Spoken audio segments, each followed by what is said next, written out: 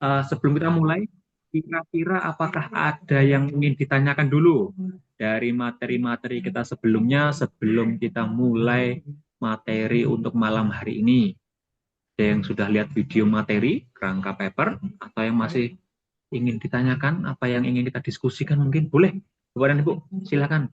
Jika ada yang ingin didiskusikan atau masih ada yang kurang jelas terkait dengan topik kita sebelumnya atau sesi-sesi sebelumnya, ini baru 16 orang. Oke. Oke. Tidak ada, Bapak dan Ibu? Aku Kalau Mas tidak ada, Haris, oh boleh Pak, bagaimana Pak Haris?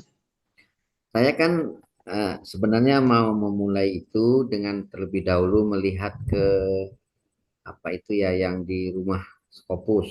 Mas Kopus, oke. Tapi hari ini, Materi-materinya Pak? Oke. tapi sampai hari ini tuh belum bisa dibuka loh Mas, gitu. Oh, masih belum bisa Pak? Iya, yang itu belum punya saya tuh belum bisa. Oh, belum Dan, bisa, oke. dan berkali-kali sudah saya sampaikan ke apa itu, tapi belum Oke. ada Oh, belum tanggapannya. di kolam gitu. Waduh, kemarin. Boleh share screen sebentar, Bapak?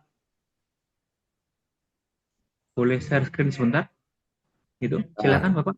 Mungkin, saya buka dulu rumah ya, rumah Pak. Scopusnya dia. Oke.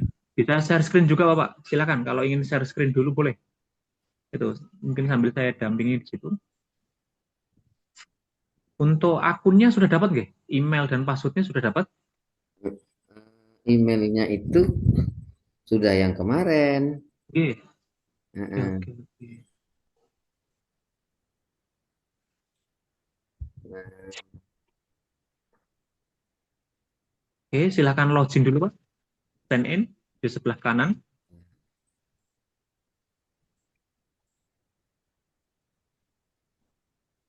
Oke, silakan login saja. Oke, turun ke bawah ke kelas online ini Pak, yang itu ya, benar ini sekali. kan. Ya, di situ.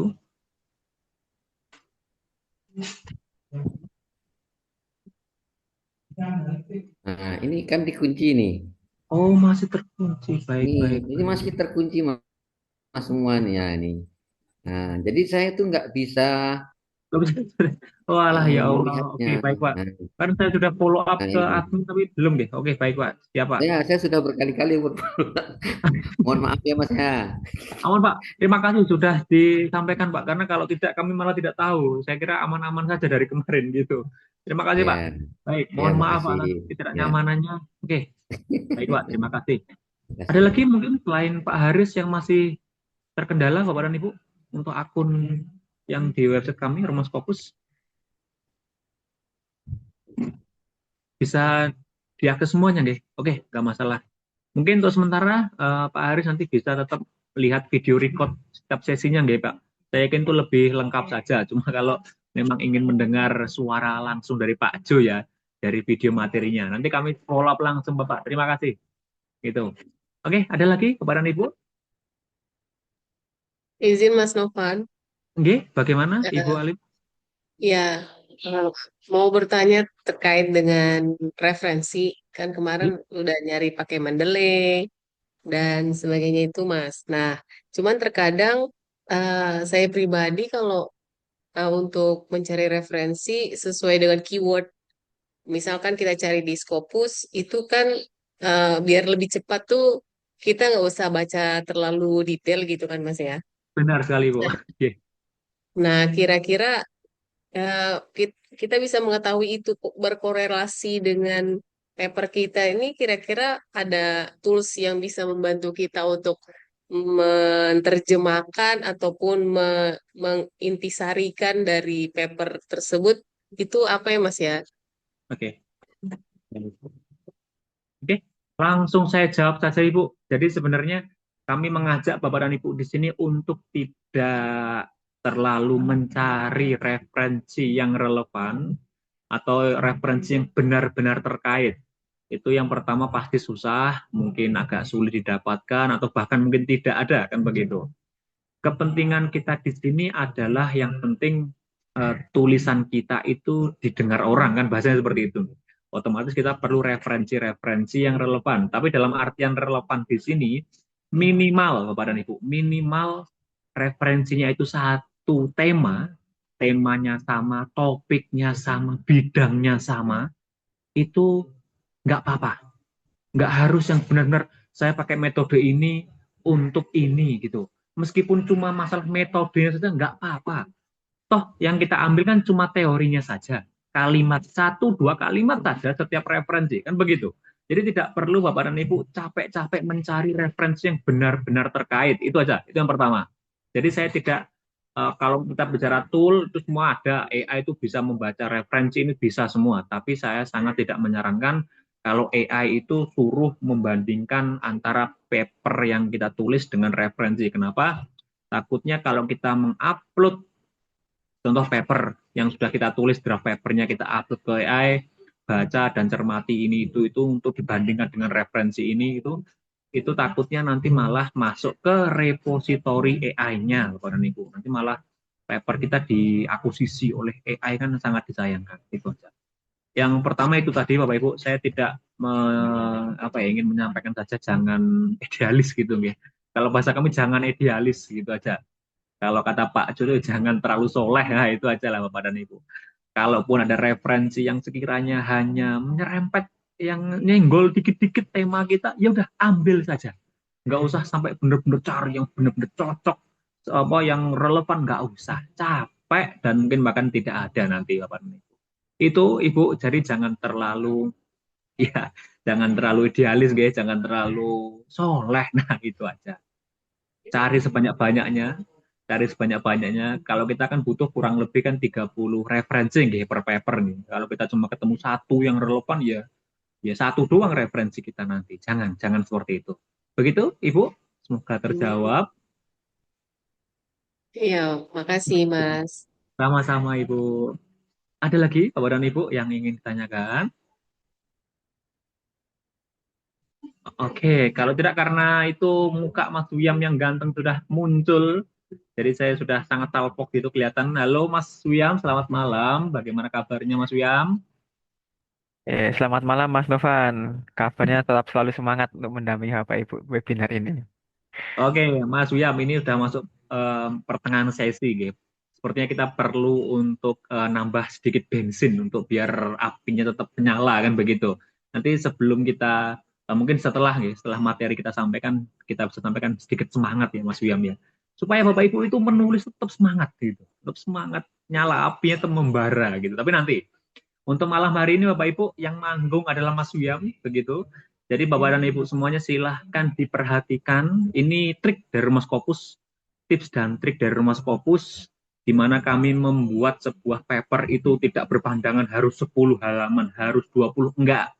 Di Rumah Scopus kami hanya berpikir nulis paper itu cukup satu halaman saja. Gitu.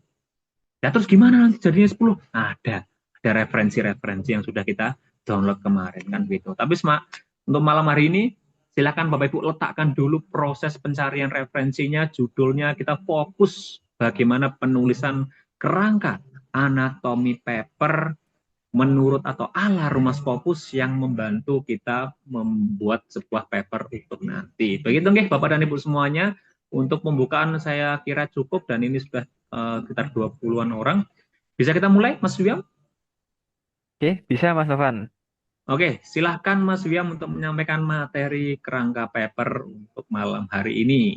Monggo Mas. Oke, baik. Baik. Sebelumnya, Assalamualaikum warahmatullahi wabarakatuh. Selamat malam Bapak Ibu.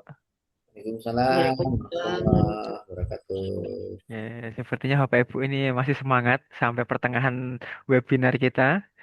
Nah, untuk malam hari ini mungkin tadi sudah disampaikan oleh Mas Novan begitu ya. Kita sudah sampai pertengahan dari webinar kita. Sudah sesi yang keempat. Kalau di sesi-sesi awal kemarin kita baru menentukan judul, mencari referensi. Nah, di sesi yang keempat ini kita mulai untuk menyusun bagaimana bentuk paper itu nantinya. Kalau dalam membuat rumah, paling tidak kita sudah tahu bentuk rumah kita itu nanti akan seperti apa. Ada berapa eh, ruangannya, untuk apa saja ruangannya, di mana letak ruangannya. Nah, di paper itu juga sama Bapak Ibu. Maka dari itu dari Rumah Scopus ini memiliki sebuah tip and trick begitu yang sudah dipatenkan oleh Pak Jo yang bernamakan 703 framework. Nah, 703 framework. Nah, itu nanti akan mempermudah Bapak Ibu untuk Bapak Ibu memulai menulis dan kapan harus mengakhiri menulis. Terkadang Bapak Ibu kalau sudah asik menulis, terlalu asik, terlalu berkepanjangan menulisnya, akhirnya berakhir terlalu panjang kalimatnya, tidak jelas sampai mana, batasnya tidak jelas. Nah, nanti akan kita berikan sedikit tips dan triknya bagaimana dalam penulisan paper itu agar tidak melebar dari pembahasan kita. Oke. Oke, baik, Bapak Ibu, mungkin sebelumnya saya izin share screen terlebih dahulu.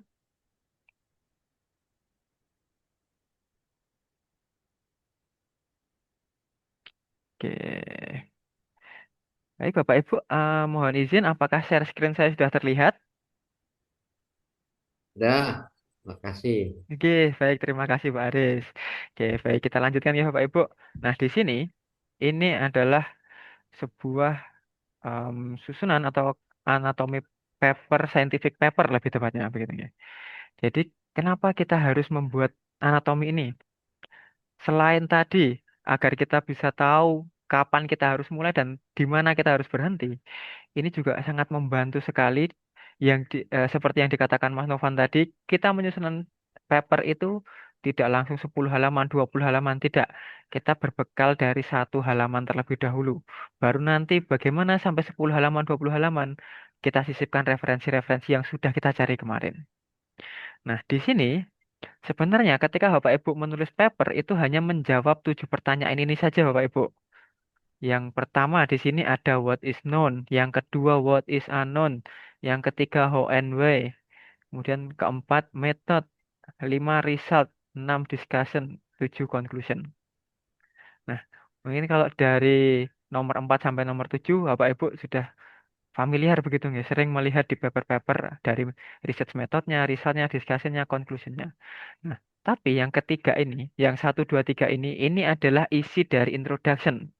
Jadi dalam introduction itu tidak hanya kita membahas latar belakang, kemudian pendahuluannya harus bagaimana, di mana kita mulainya, dari mana kita mulainya. Nah, dari sini Bapak Ibu, untuk memulai penulisan dalam introduction, itu yang pertama kita harus menuliskan atau menjawab dari what is known, our understanding of the word. Nah, di bagian what is known ini, nanti Bapak Ibu bisa tuliskan kalimat-kalimat umum yang bernada positif, yang semua orang setuju. Jadi di bagian awal di introduction, Bapak Ibu bisa berikan pengantar kalimat-kalimat umum saja yang bernada positif. Jangan langsung Bapak Ibu membahas risetnya, jangan. Jadi kita tuliskan dulu kalimat umum untuk menarik perhatian pembaca. Kemudian di nomor kedua, ada what is unknown. Ada known, ada unknown. Ada happy, ada unhappy.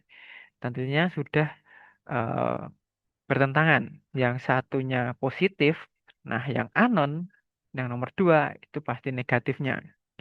Jadi nanti Bapak Ibu, setelah Bapak Ibu menuliskan kalimat-kalimat umum yang bernada positif, nanti Bapak Ibu juga tuliskan kalimat-kalimat yang mengandung permasalahan yang melatar belakangi Bapak Ibu mengangkat penelitian ini.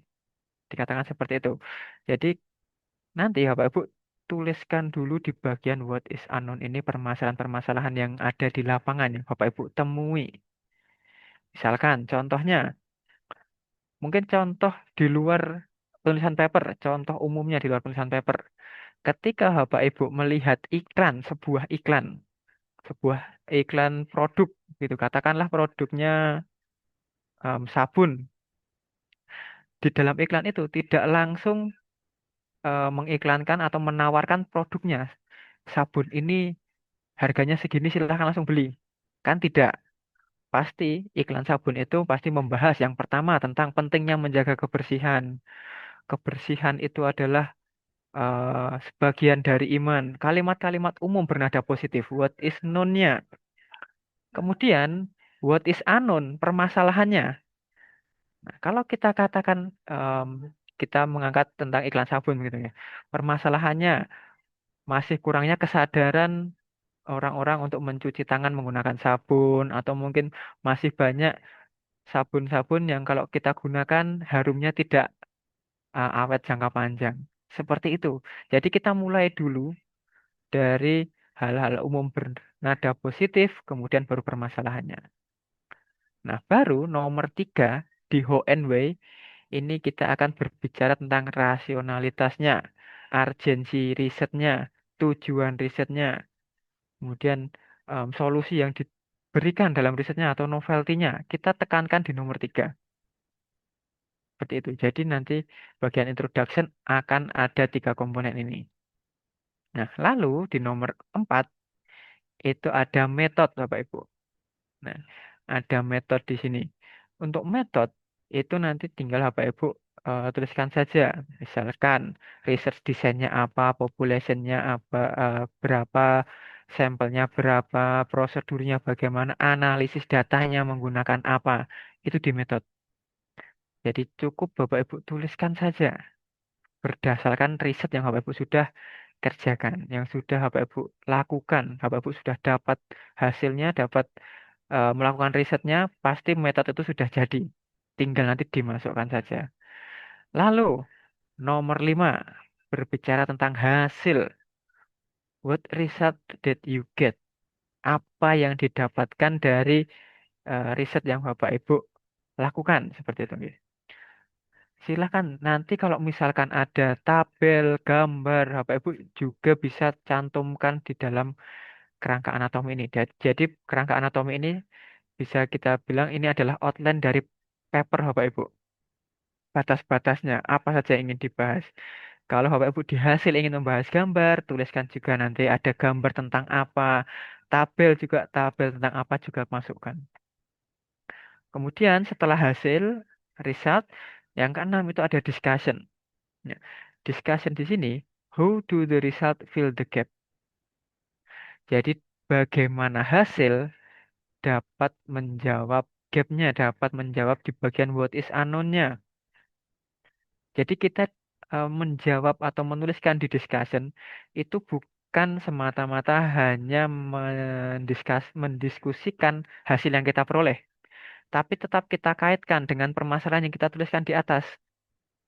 Kalau Bapak Ibu misalkan permasalahannya untuk misalkan apa ya, mengatasi sistem pendidikan yang kurang baik.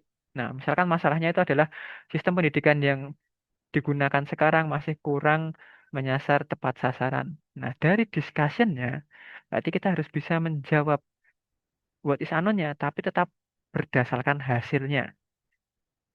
Seperti itu. Jadi bagaimana untuk mengatasi sistem pendidikan yang kurang tepat sasaran ini, entah mungkin nanti Bapak Ibu mengusulkan sebuah kurikulum baru dalam hasilnya, atau nanti mungkin menggunakan pendekatan baru. Nah, itu nanti bisa disesuaikan lagi dengan hasil dan what is unknown-nya. Jadi, what is unknown, research and discussion ini ada benang merahnya, Bapak Ibu. Dan nanti ketika penyusunannya jangan sampai Bapak Ibu menuliskan sebuah permasalahan yang tidak terjawab di discussion dan juga sebaliknya ada discussion yang tanpa permasalahan. Nah, oke, seperti itu nanti Bapak Ibu. Nah, nanti untuk bagaimana penulisannya, nanti akan kami berikan contohnya juga, akan kami berikan template-nya, atau mungkin sudah di-share oleh Mas Novan di grup begitu ya. Oke, nanti kalau belum, nanti saya bantu share setelah ini.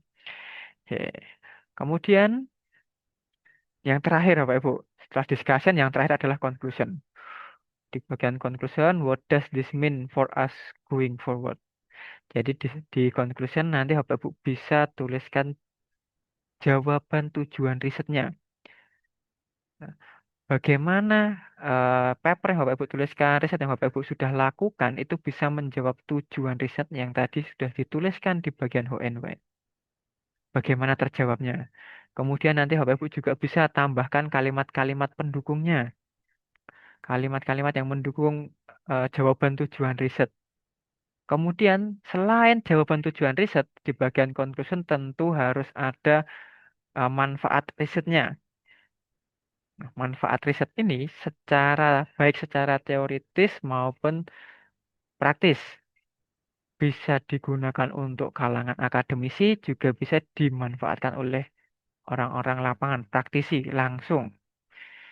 Jadi kalau kita melakukan sebuah riset, kemudian menuangkan dalam bentuk paper, nanti kita berharapnya paper tersebut bisa bermanfaat untuk kalangan-kalangan yang memang berpendidikan, dan mohon maaf, ada kalangan yang tidak berpendidikan atau tidak mengenyam pendidikan, bisa memanfaatkan dari hasil temuan kita itu. Jadi kita tuliskan juga kontribusi secara praktis maupun teoritis.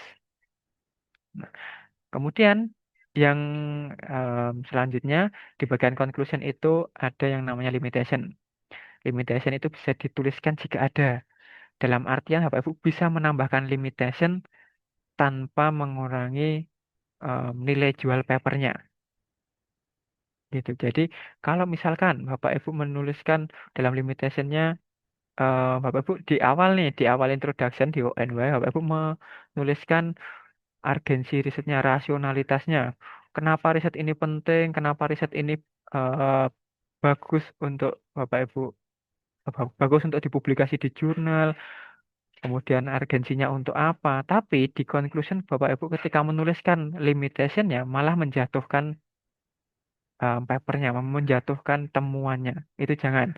Misalkan contohnya untuk yang menjatuhkan temuannya di bagi riset Bapak Ibu, mungkin respondennya hanya di kalangan terbatas, kalangan tertentu, atau mungkin hanya respondennya sedikit. Jangan Bapak Ibu tuliskan keterbatasan penelitian ini di bagian respondennya masih sedikit. Jangan.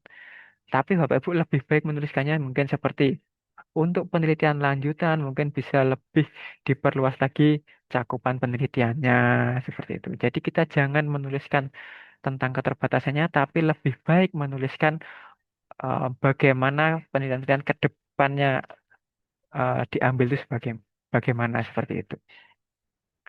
Oke. Itu jadi nanti tinggal Bapak Ibu menjawab 7 pertanyaan ini saja untuk menulis sebuah paper itu.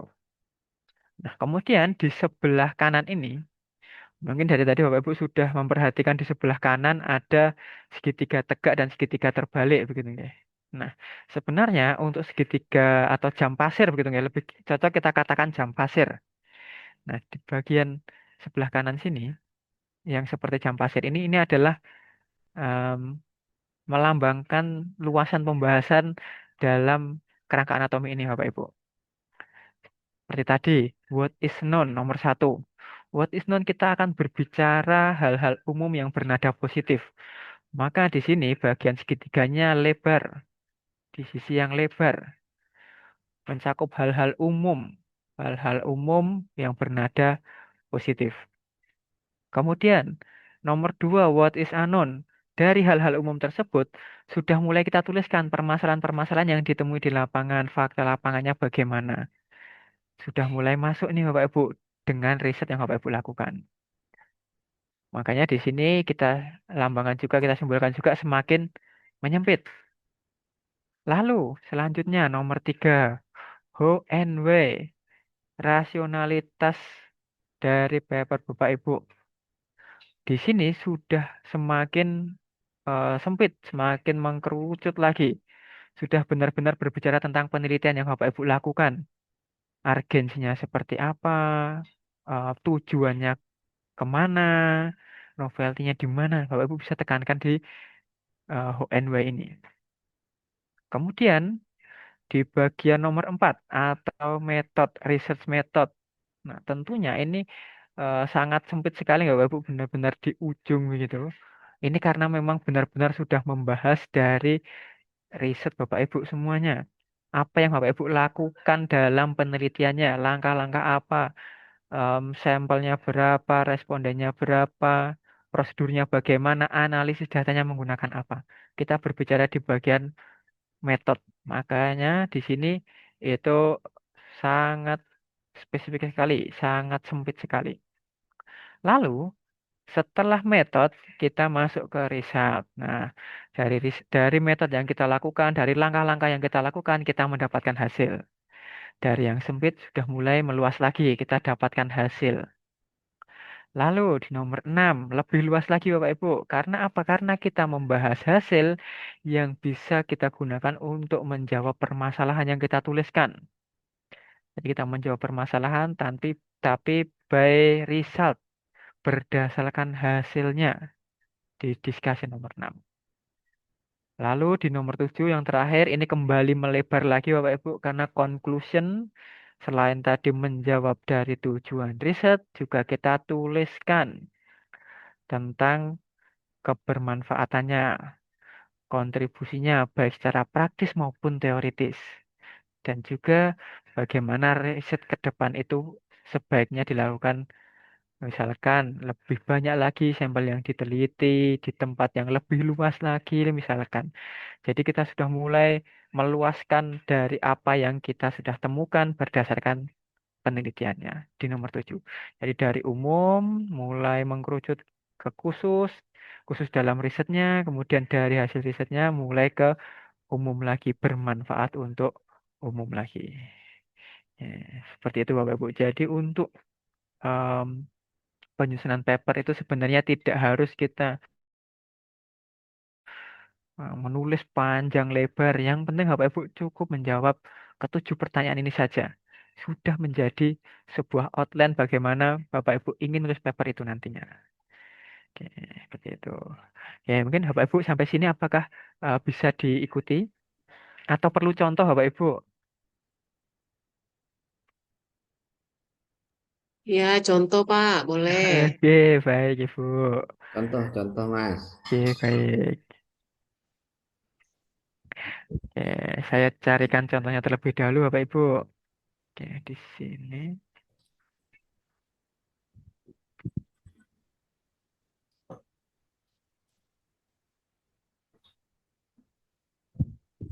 Oke, nah di sini Bapak Ibu. Nah, ini nantinya mungkin sudah dikirimkan juga oleh Mas Novan di grup. Ya, ini adalah yang bernamakan kerangka anatomi paper 703 Fembok Bapak Ibu. Seperti nama Pak Jo, 703 Jo, JOE. Nah, seperti itu. Maka dari itu, Pak Jo sudah mematenkan kerangka anatomi ini, sudah dipatenkan untuk Bapak Ibu bisa gunakan dalam penyusunan papernya. Nah, di kerangka anatomi paper ini dari awal di sini yang pertama yang ada di dalam kerangka anatomi ini adalah bagian abstrak. Tapi untuk abstrak ini karena abstrak itu sebenarnya hanya mengambil bagian-bagian dari paper kita, kita bisa kerjakan terakhir saja Bapak Ibu. Jadi abstrak itu walaupun posisinya di bagian atas, di bagian awal, tapi sebaiknya nanti kita bisa kerjakan di akhir saja. Karena abstrak itu cuma tinggal kita ambil saja dari body of papernya. Nah, jadi abstrak kita tinggalkan, kita lewati dulu, kita langsung masuk ke bagian body of paper. Nah, di sini Bapak Ibu, body of paper. Jadi di body of paper ini, nanti Bapak Ibu bisa isikan ini untuk menjadi em, apa ya, kerangka dari paper Bapak Ibu. Yang pertama, Bapak Ibu bisa nanti masukkan, tuliskan saja judulnya. Judul artikel Bapak Ibu tuliskan di sini. Lalu, setelah judul juga ada keywordnya. Nah, keyword ini memang kami di sini menuliskan 1 sampai 5 keyword. Memang rata-rata berkisar di antara 1 sampai 5 keyword. Tapi kalau Bapak Ibu mau memasukkan lebih dari 5, monggo silahkan, tidak masalah Bapak Ibu. Karena ini masih draft paper, draft anatomi paper begitu. Silahkan dituliskan tidak masalah.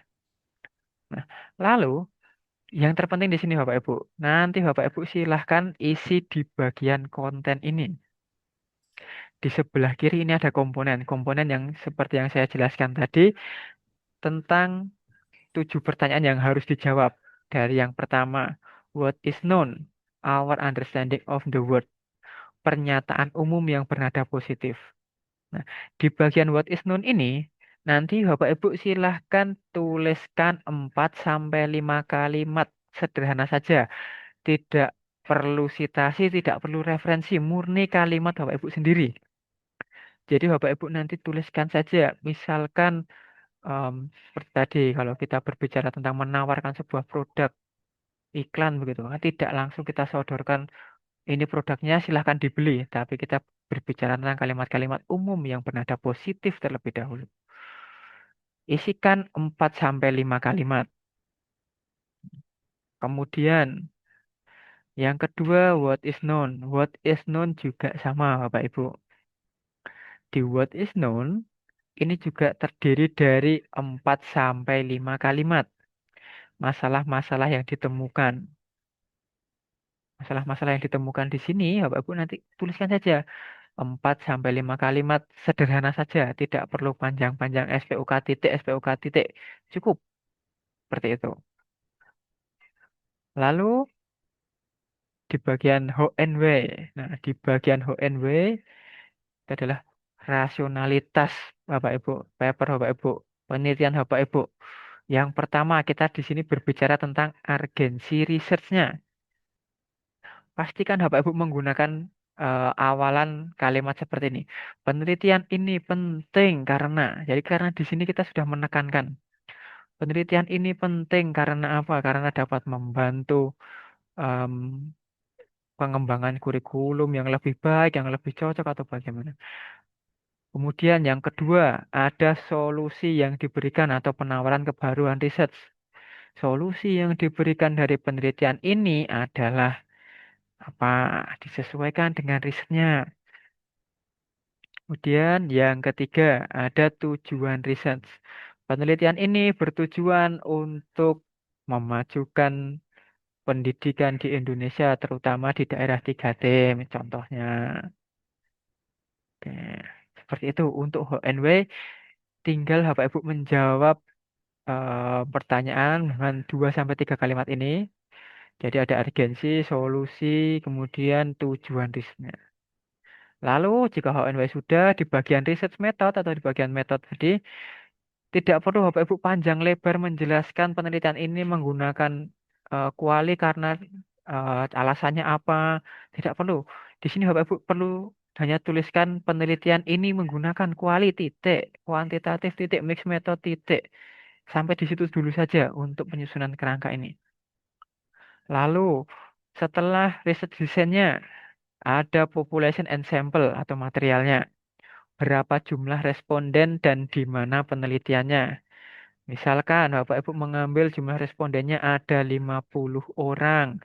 Kalau ada spesifikasi khusus jenis kelaminnya, 50 orang laki-laki, usia dewasa, kemudian di mana penelitian dilakukan, misalkan di Yogyakarta atau di sebuah kabupaten di Yogyakarta juga bisa. Contohnya seperti itu. Kemudian yang ketiga adalah instrumen dan prosedurnya. Wawancara, observasi, dan lain sebagainya. Nanti Bapak Ibu bisa isikan random sampling juga bisa. Lalu setelah instrumen atau prosedur, yang keempat ada analisis datanya. Data yang Bapak Ibu peroleh itu dianalisis menggunakan apa? SPSS, Smart PLS, NVivo, Prisma, dan sebagainya. Tinggal dituliskan saja di bagian analisis data. Dan juga untuk analisis data, kalau misalkan Bapak Ibu mencantumkan software, alangkah baiknya Bapak Ibu juga mencantumkan versinya. Misalkan NVivo versi 3.1 atau mungkin Smart PLS versi 4.1 atau 4.2, silahkan dicantumkan. Tapi kalau tidak tahu versinya berapa, paling tidak ada software olah datanya saja. Seperti itu untuk di bagian research method. Lalu setelah research method, kita masuk di bagian result. Nah, di bagian result ini, karena bentuk dari kerangka anatomi paper ini dalam tabel begitu ya, dalam tabel kita kotak-kotakan dalam tabel agar kita mudah penyusunannya. Nah, nanti ketika Bapak Ibu menggunakan kerangka anatomi ini untuk menyusun papernya, kemudian ada tabel yang ingin dimasukkan dalam papernya, ada gambar yang ingin dimasukkan dalam papernya, tidak perlu Bapak Ibu masukkan tabelnya itu ke sini. Copy tabelnya paste di sini. Tidak perlu Bapak Ibu. Cukup tuliskan keterangannya saja. Misalkan kalau Bapak Ibu ingin mencantumkan tabel dalam hasilnya. Tabel 1 tentang apa? Tuliskan saja di sini. Hanya keterangannya saja. Kemudian tabel 2 tentang apa, gambar 1 tentang apa, gambar 2 tentang apa. Tuliskan cukup seperti itu saja, Bapak Ibu. Misal pun ada hasil dokumentasi, cukup tuliskan hasil dokumentasi, misalkan wawancara bersama kepala desa, pamong desa, atau yang lain sebagainya. Tuliskan seperti itu saja, Bapak Ibu. Apakah nggak perlu kita masukkan tabelnya, Mas? Perlu, tapi nanti ketika sudah penyusunan papernya di bagian penyusunan kerangka anatomi ini, karena kita baru menyusun outline-nya, baru menyusun rancangannya, kerangkanya, tidak perlu Bapak Ibu masukkan, cukup keterangannya saja. Paling tidak, ketika Bapak Ibu nanti menyusun, itu sudah memiliki gambaran. Oh, di bagian result itu yang akan saya masukkan itu adalah tabel 1 tentang ini, tabel 2 tentang ini, gambar 1 tentang ini, gambar 3 tentang ini. Nah, seperti itu saja dulu Bapak Ibu untuk result. Jadi agar menjaga kerangka anatomi paper ini dalam tabel tidak rusak, jadi cukup berikan keterangan saja berupa narasi singkat saja tentang data apa saja yang ingin dicantumkan dalam hasil. Lalu setelah hasil, di bawahnya ada discussion, Bapak Ibu. Nah, di discussion ini, jadi kan kita harus bisa menjawab what is unknown-nya, kalimat-kalimat yang ada di what is unknown-nya, tetapi berdasarkan hasil, berdasarkan result. Maka dari itu, di sini kami menyediakan juga di bagian kerangka anatomi ini, di sebelah kiri, ini nanti silakan Bapak Ibu bisa kopikan saja kalimat yang ada di bagian what is unknown. Pas tekan di sini, lalu nanti Bapak Ibu jawab di sebelah kanannya. Nah, kalimat satu, berarti di sini adalah jawaban kalimat satu. Di sebelah kiri ada kalimat dua, di sebelah kanan adalah jawaban dari kalimat kedua, tetapi tetap by research. Lalu conclusion. Nah, di sini nanti Bapak Ibu tuliskan jawaban tujuan risetnya. Kemudian kalimat pendukung jawaban tujuan riset. Kalau ada kalimat yang bisa mendukung jawaban tujuan riset lagi, tuliskan lagi. Kemudian ada kontribusi risetnya. Manfaat dari riset dapat berupa manfaat teoritis dan juga manfaat praktisnya. Teoritisnya bagaimana untuk kalangan-kalangan em, edukasi, untuk edukasinya bagaimana, kemudian untuk manfaat praktisnya bagaimana. Lalu yang terakhir ada limitation. Nah, limitation ini jika ada. Kalaupun Bapak Ibu tidak menuliskan limitasinya tidak masalah. Jadi seperti tadi, kita bisa daripada kita membicarakan limitation dari penelitian kita, kita lebih baik menyarankan langkah untuk penelitian lanjutan. Sebaiknya bagaimana? Seperti itu Bapak Ibu. Nah, mungkin ini nanti yang kami kirimkan di grup, nanti Bapak Ibu bisa gunakan untuk kerangka anatomi paper ini agar Bapak Ibu lebih mudah dalam memulai penulisan papernya. Jadi jangan langsung memulai dalam menyusun paragraf. Karena biasanya kalau kita mulai dalam menyusun sebuah paragraf itu kita tidak tahu paragraf ini maksimalnya membahas sampai mana. Kemudian paragraf selanjutnya membahas tentang apa. Atau mungkin kita mulainya dari mana, apa dulu yang ingin kita bahas. Kita bisa berawal dari sini dulu, Bapak Ibu. Tentukan dulu kerangka anatominya. Seperti itu, Bapak Ibu. Nah, mungkin ini adalah contoh kerangka anatomi yang kosong, begitu nanti. Jadi sebagai gambaran ketika Bapak Ibu nanti mengisi ini, tidak perlu kalimat yang ada citasinya, tidak perlu Bapak Ibu masukkan referensi, tidak perlu masukkan citasi, cukup tuliskan kalimat Bapak Ibu sendiri. Kalimat Bapak Ibu tanpa pengaruh orang lain. Simpan dulu referensi-referensi itu, kita akan gunakan referensi itu ketika penyusunan menjadi paper utuhnya dari kerangka anatomi ini. Seperti itu Bapak Ibu. Dan selain yang kosong di sini juga ada yang sudah contoh yang sudah terisi. Nanti ini juga akan kami kirimkan di grup agar membantu Bapak Ibu dalam penyusunan kerangka anatominya. Nah, di sini untuk abstraknya memang masih kosong ya Bapak Ibu. Abstrak itu bisa kita kosongin terlebih dahulu. Karena selain abstrak itu mudah kita buat karena tinggal mengambil-ambil apa yang ada di body of paper, abstrak itu juga nantinya akan menyesuaikan dari jurnal tujuan Bapak Ibu. Kalau Bapak Ibu sudah membuat 250 kata, 350 kata di awal, Ternyata ketika HWFU mencari jurnal tujuan, ditemukan jurnal itu mengatur tentang abstrak itu maksimal 150 kata. Nah, kan terlalu lebih, terlalu berlebih. Kita bingung, kita mau motong di mana. Maka dari itu, lebih baik abstrak ini kita tuliskan terakhir saja. Kalau HWFU sudah mendapatkan jurnal tujuannya, sudah tahu mau kemana, bisa disusun abstraknya sesuai dengan apa yang diminta oleh jurnal tersebut. Kemudian di bagian abstrak ini juga, di bagian komponen ini ada yang bertuliskan dengan huruf bold dan yang normal. Nah, kalau yang normal seperti ini, seperti the background of the research, its contribution to the field. Nah, seperti ini, tanpa di bold seperti ini sebenarnya bisa kita tambahkan kalau memang masih ada space untuk kata yang dicantumkan dalam abstrak. Tapi kalau misalkan ada jurnal yang membatasi hanya 100 kata atau 150 kata, itu kan mungkin terlalu sedikit begitu Bapak Ibu kalau kita tuliskan semua. Nah, yang penting kita tuliskan itu adalah keempat ini Bapak Ibu. Purpose, method, principal, research, and major conclusion-nya. Tuliskan yang keempat komponen yang di bold ini dan isinya purpose satu kalimat, method bisa 3 sampai 4 kalimat karena metode tadi kan ada riset desainnya, kemudian population and sample-nya, kemudian um, analisis datanya, ada juga prosedurnya. Maka dari itu metode memang 3 sampai 4 kalimat.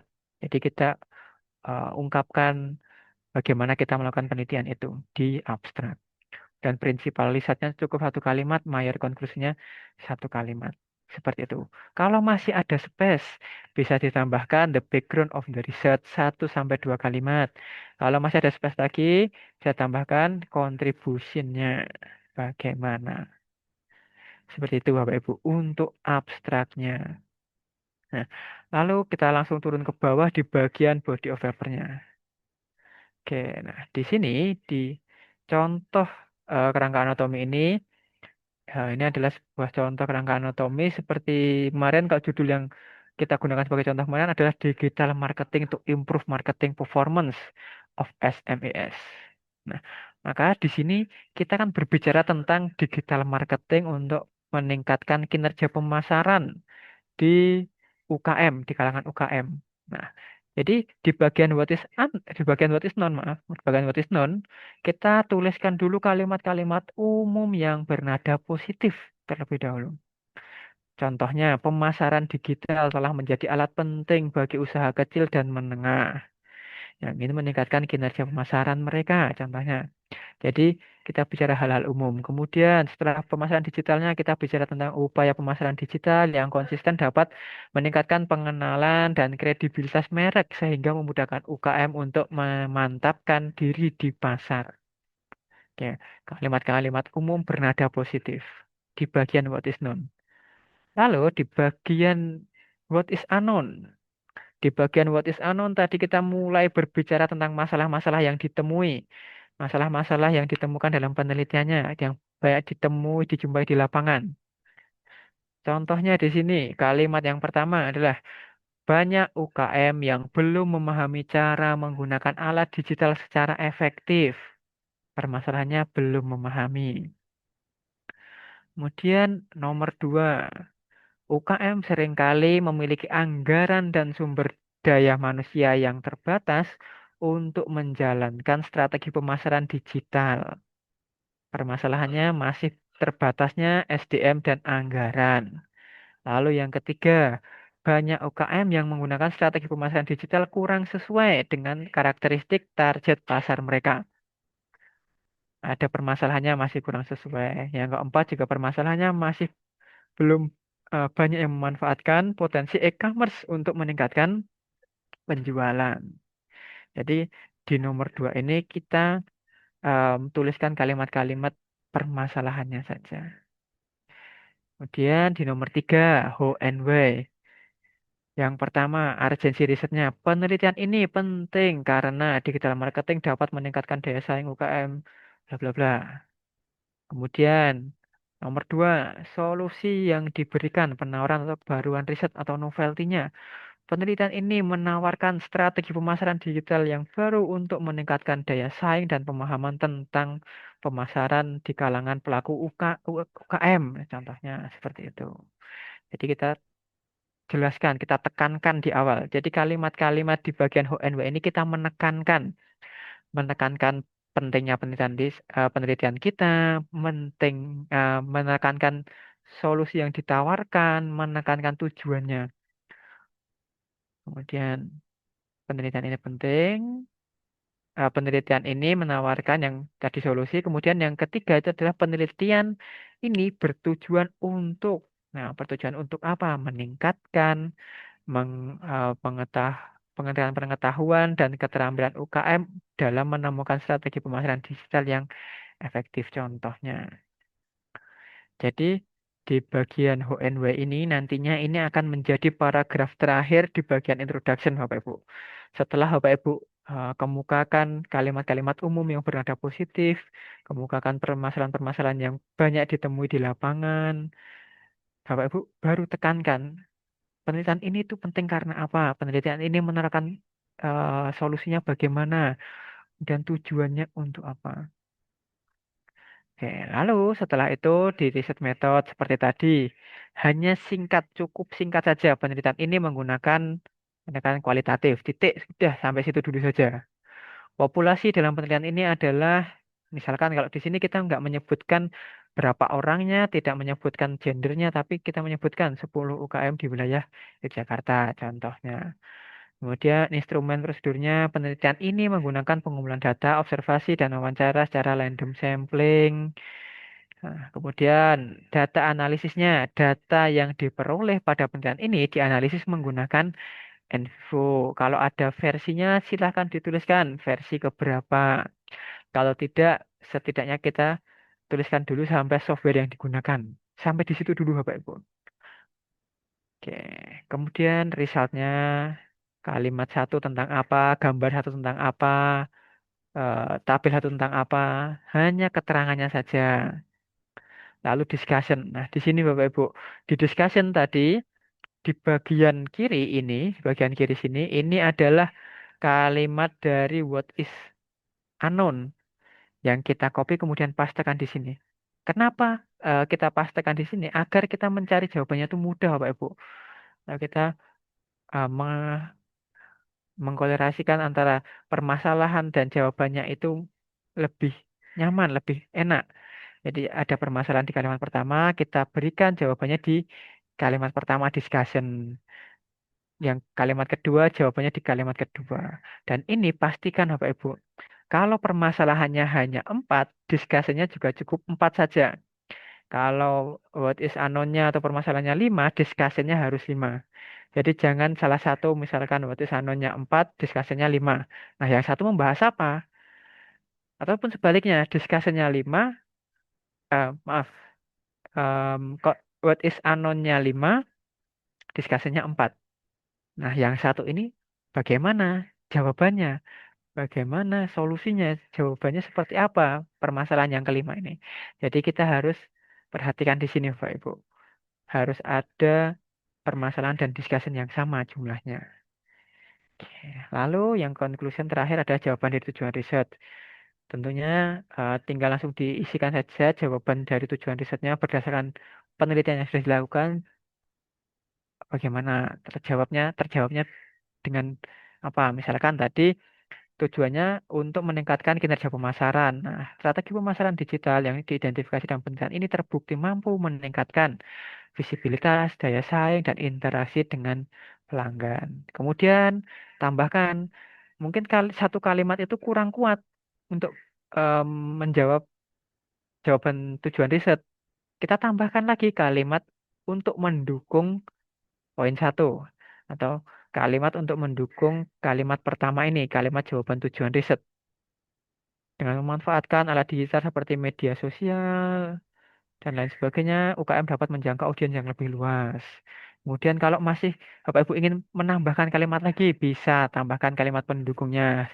Selain itu, menggunakan analitik memungkinkan UKM untuk memahami perilaku konsumen dan mengoptimalkan strategi pemasaran mereka secara berkelanjutan. Kemudian nomor 4, kontribusi riset ada manfaat praktis, manfaat teoritis. Nah, langsung Bapak Ibu tuliskan seperti ini saja. Penelitian ini memberikan kontribusi teoritis dengan mengembangkan kerangka ini. Lalu tambahkan juga serta kontribusi praktis melalui apa atau mungkin disesuaikan lagi dengan riset Bapak Ibu. Kemudian limitation jika ada. Kalaupun kita hapuskan tidak masalah seperti ini. Oke, mungkin seperti itu Bapak Ibu. Jadi untuk penyusunan kerangka anatomi nanti Bapak Ibu bisa manfaatkan em, kerangka anatomi paper atau yang biasa kita sebut 703 framework yang sudah kami kirimkan di grup untuk mulai menyusun anatominya. Oke, mungkin sampai di sini terlebih dahulu Bapak Ibu. Apakah ada yang ingin ditanyakan tentang kerangka anatomi ini? Monggo silahkan. Oke, mungkin ada yang di chat. Dari Ibu Alif Tiani. Oke, Mas, sebenarnya penyusunan keyword pada abstrak itu berdasarkan abjad atau urutan by interesting words. Oke, untuk penyusunan keyword pada paper pada bagian abstrak itu biasanya memang kita ikuti dari jurnalnya, tapi memang kebanyakan jurnal itu sekarang sudah mengatur bahwa penyusunan keyword itu berdasarkan abjad. Jadi kalau ada keyword-keyword abjadnya di awal, silahkan pindah, digeser di awal. Tapi nanti perlu dicek lagi juga, Ibu, untuk ketentuan penulisan ini. Pastikan nanti ketika Ibu ingin submit ke sebuah jurnal, ikuti yang ditulis dalam author guideline-nya. Karena setiap jurnal itu pasti memiliki kriteria masing-masing. Bagaimana mereka menerima dokumen, bagaimana dokumen yang masuk itu disaring, berdasarkan apa saja yang mereka eh, harapkan dari penulis yang mau submit di jurnal mereka. Mungkin seperti itu Ibu Aliftiani.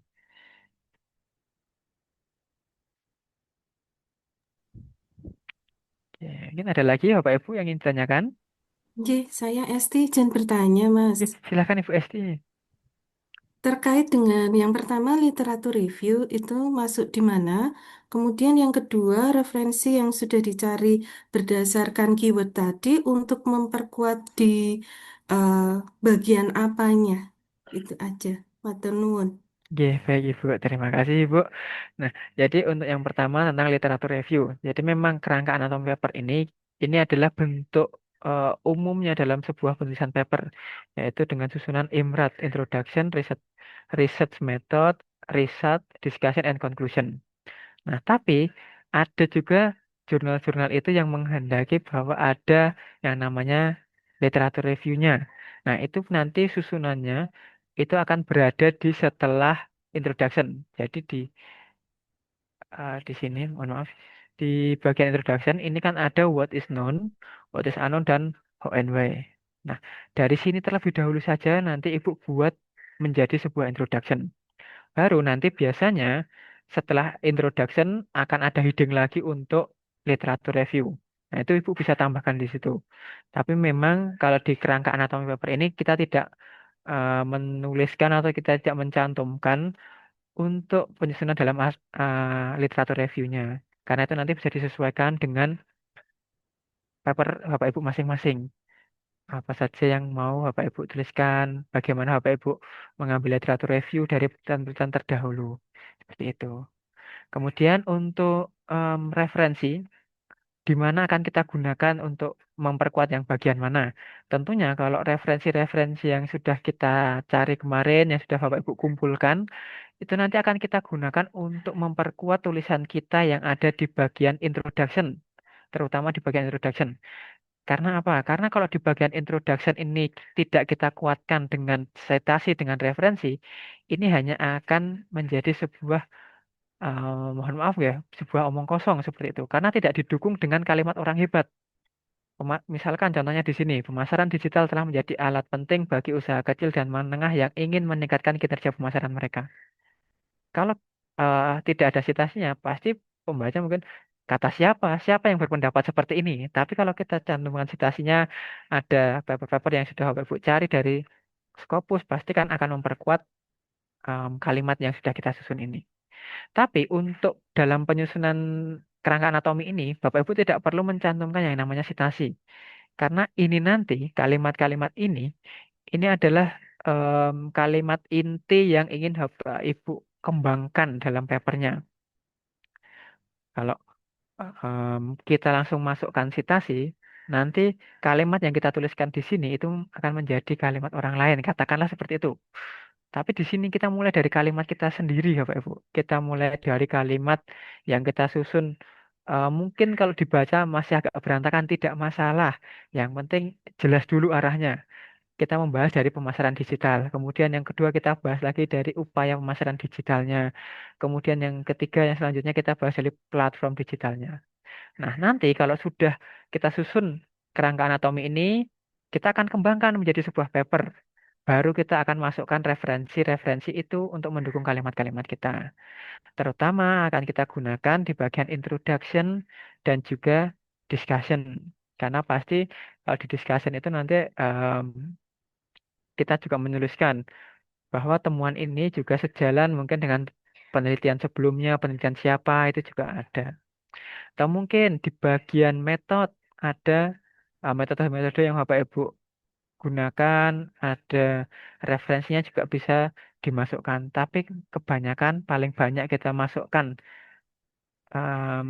referensi citasi itu ada di bagian introduction dan juga discussion. Oke, seperti itu Ibu Esti. Nggih, matur nuwun sangat Mas Wian Ini, penjelasannya. iya sami-sami Ibu.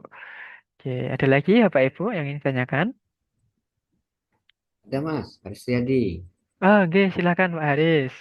Kalau dilihat dari komponen introduction-nya di how is known and what is unknown tuh kan apa namanya itu berdasarkan keywordnya ya.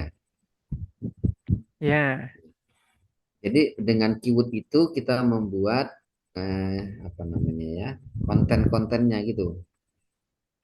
oke. Dari, mohon maaf Bapak, agak kurang Ya, jelas. yang nomor satu dulu, nah, itu Ya, Mas. nomor satu. Dari kan ini nomor satu itu kan pemasaran, kedua pemasaran digital itu berangkatnya dari keywordnya ya. Nah, ini berangkat kita mungkin dari pemikiran Bapak Ibu dulu. Jadi kita mau Betul. membahasnya dari mana dulu? Kita berangkat dari hal umum terlebih dahulu saja, Bapak. Oh, tidak mesti dari keywordnya ya. Nah, tidak mesti dari keyword, tapi kita bisa berbicara hal umum tentang judul kita ini. Jadi kalau mungkin judul kita, contohnya ya di sini itu adalah digital marketing yang kita gunakan untuk UKM agar performa pemasarannya langsung meningkat. Nah, jadi kita bisa mulai dulu dari pengertian umumnya, dari pemasaran digital itu bagaimana. Pemasaran digital telah menjadi alat penting bagi UKM. Kita ungkapkan kalimat-kalimat umum bernada positif terlebih dahulu. Kemudian nanti setelah pemasaran digitalnya, baru kita masuk upayanya.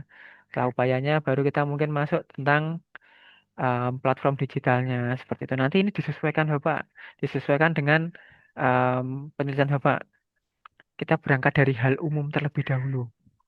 Baru mulai masuk spesifik ke penelitiannya. Seperti itu. Kedua, yang kedua Mas pada Oke. riset metodenya terus ke bawah Mas. Nah, Oke. lagi ya.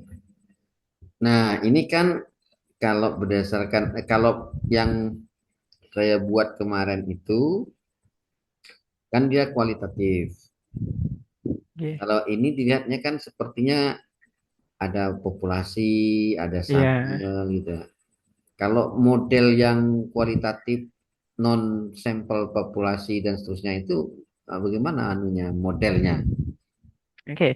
Nah, nanti kalau misalkan untuk riset metode ini memang nanti disesuaikan lagi dengan penelitian Bapak. Kalau misalkan tidak ada population and sample-nya, tidak perlu dituliskan langsung mendetail seperti ini.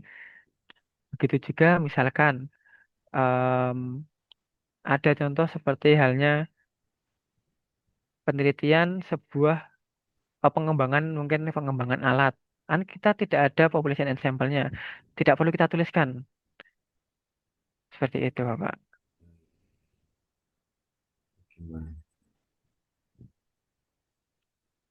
Bagaimana, Bapak Aris? Ya, mengerti. Dah. Baik, Bapak. Gitu. Ada lagi, Bapak?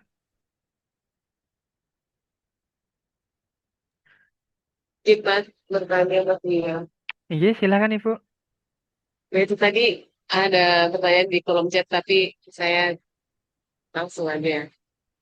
Terkait dengan metodologi penelitian, tuh Mas. Nah, saya tuh terkadang agak terhambat bagaimana sih kita menyusun metodologi yang komprehensif, standar Scopus gitu ya, Oke. sehingga lebih eye-catching gitu ya. Oke, baik, Ibu. Boleh Mas di-share Mas kalau ada paper yang bisa yang bagus gitu. Terima kasih Oke. Mas. Baik, Ibu. Terima kasih, Bu. Mungkin ini sekalian saya tunjukkan sebuah paper dari Pak Jo yang ini cukup singkat, Bapak Ibu. Paper ini cukup singkat, tapi tetap terindeks Scopus. Jadi kalau kita berbicara tentang standar Scopus itu sebenarnya seperti apa, bagaimana, itu nanti kita tinggal mengikuti jurnal yang kita tuju saja. Tidak ada standar resmi mungkin harus seperti ini, tapi pasti nanti akan mengikuti jurnalnya dan kalau dari jurnal tersebut dirasa memang cocok, pasti akan ditindaklanjuti. Nah, contohnya di sini coba saya carikan dulu.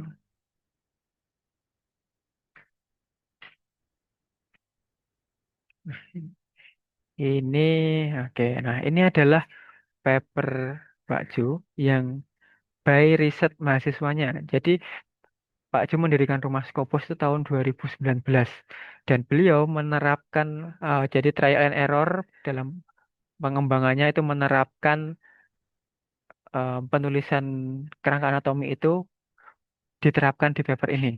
Dan ini papernya cukup singkat sekali Bapak Ibu. Coba kita cek dulu untuk papernya.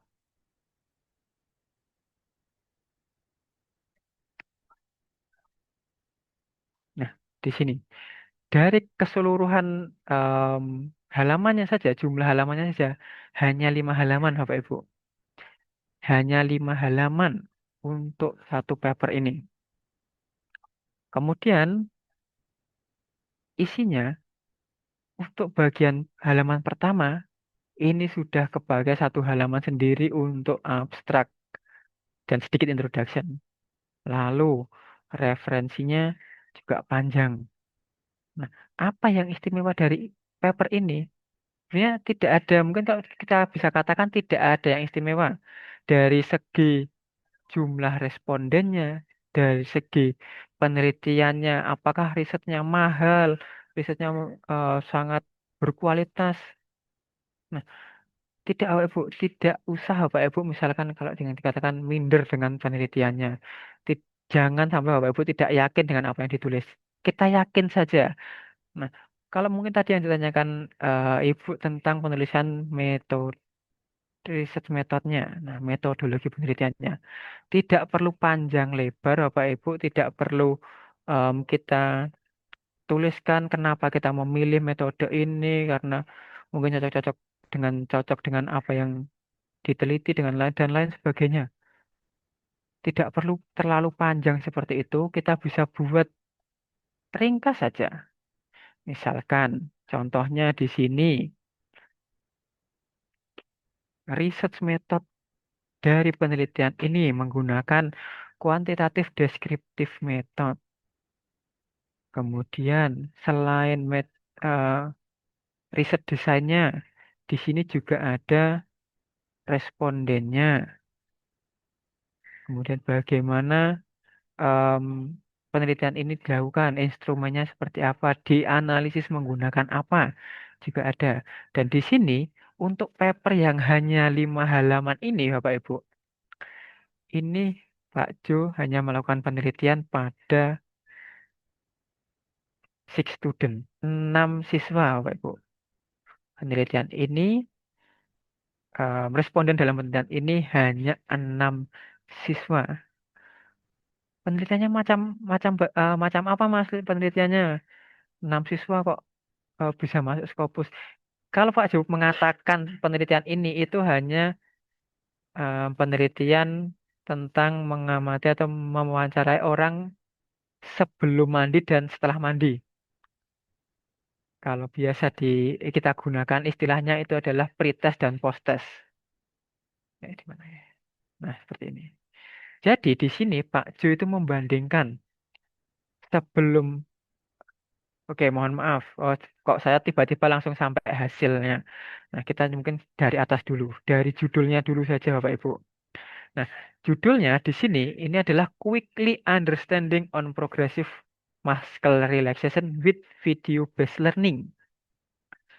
Nah, yang ingin dijual oleh Pak Jo di sini bukan videonya, bukan progressive muscle relaxation-nya, tapi understanding tapi quick, bukan hanya sekedar paham tapi pemahamannya cepat. Kalau nggak pakai video 1 jam, kalau pakai video cukup 1 menit. Nah, itu yang ingin dijual Pak Jo di sini. Maka dari judulnya saja Pak Jo sudah menuliskan bahwa signifikannya di depan, di highlight. Quickly understanding on progressive muscle relaxation with video-based learning in secondary school. Ya sudah, kalau Pak Jo mau menjual video-based learning, video itu sudah ada jauh sebelum internet ada. Apa kebaruannya dari video? Tapi yang dijual Pak Jo adalah understanding tapi quick, pemahaman tapi quick. Dan dari paper ini yang dilakukan penelitiannya hanya pretest dan posttest sebelum dan sesudah mandi. Kalau anak kecil ditanyakan sebelum mandi bagaimana? Bau, kecut, nggak enak badannya. Kalau setelah mandi bagaimana? Seger, wangi, bersemangat untuk beraktivitas. Nah, hanya sebatas itu saja Bapak Ibu. Bisa masuk ke Scopus. Jadi, kenapa Pak Jo mungkin mengatakan tidak perlu kita menulis puluhan halaman pembahasannya panjang lebar, tapi malah tidak membahas hal-hal penting yang harusnya ada.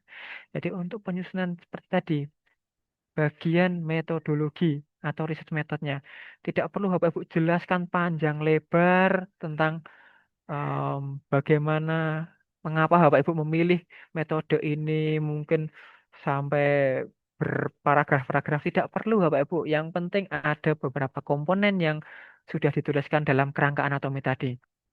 Misalkan riset desainnya apa, population sampelnya, analisis datanya bagaimana.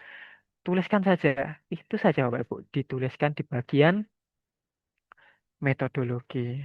Dan seperti itu Ibu. Jadi nanti mungkin bisa dicoba disusun dulu. Bisa mulai penyusunan dari kerangka anatominya terlebih dahulu. Dari komponen-komponen apa yang perlu dituliskan bisa dilengkapi dulu. Dan nanti kalau misalkan kita baru menyaksikan sebuah, mungkin yang saya jelaskan ini mungkin masih agak membayang-bayangkan abu-abu. Tapi nanti ketika Bapak Ibu sudah mulai menulis, sudah mulai mengalir menulis sampai di bagian metodologi, oh kayaknya seperti ini. Tuliskan saja dulu. Dan setelah itu kami sangat terbuka untuk berdiskusi Bapak Ibu. Nanti kalau Bapak Ibu sudah membuat sebuah kerangka anatomi dari file yang kita kirimkan ini, misalkan mau ditanyakan ke saya ataupun ke Mas Novan sangat boleh sekali Bapak Ibu. Bisa dijabrikan langsung.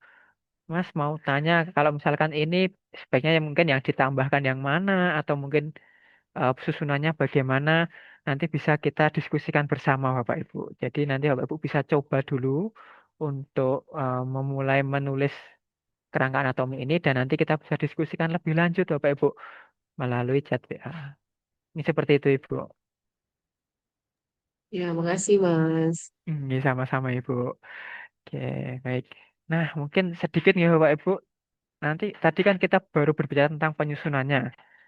Nah, di sini ada sedikit trik dari kami, dari Rumah Scopus, agar ketika Bapak Ibu menyusun sebuah paper atau menuliskan kerangka anatomi ini, tidak terlalu lama begitu.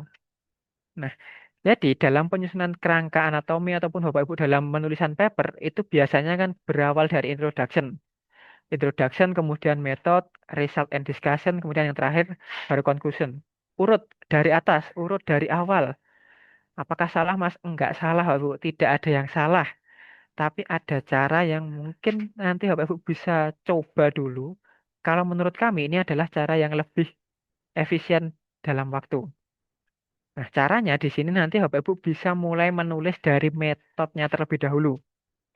Kenapa kita memulainya dari metode? Karena metode itu adalah hal yang paling mudah kita tuliskan. Nah, misalkan Bapak Ibu mau menulis paper yang jelas sudah pasti tahu apa yang ingin dituliskan, itu adalah yang pertama tadi, riset desainnya bagaimana. Tuliskan riset desainnya, population and sample-nya, tuliskan juga population and sample-nya, prosedurnya tuliskan, prosedurnya, analisis datanya menggunakan apa. Tuliskan dulu komponen-komponen apa saja yang ada di metode. Lalu setelah metode, bisa dituliskan juga result dan discussion-nya. Jadi nanti Bapak Ibu setelah metode, sudah ada risetnya, hasilnya risetnya apa saja yang ingin dicantumkan dalam papernya.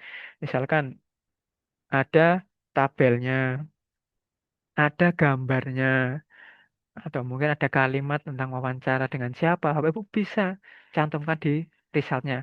Jadi method, result. Kemudian discussion.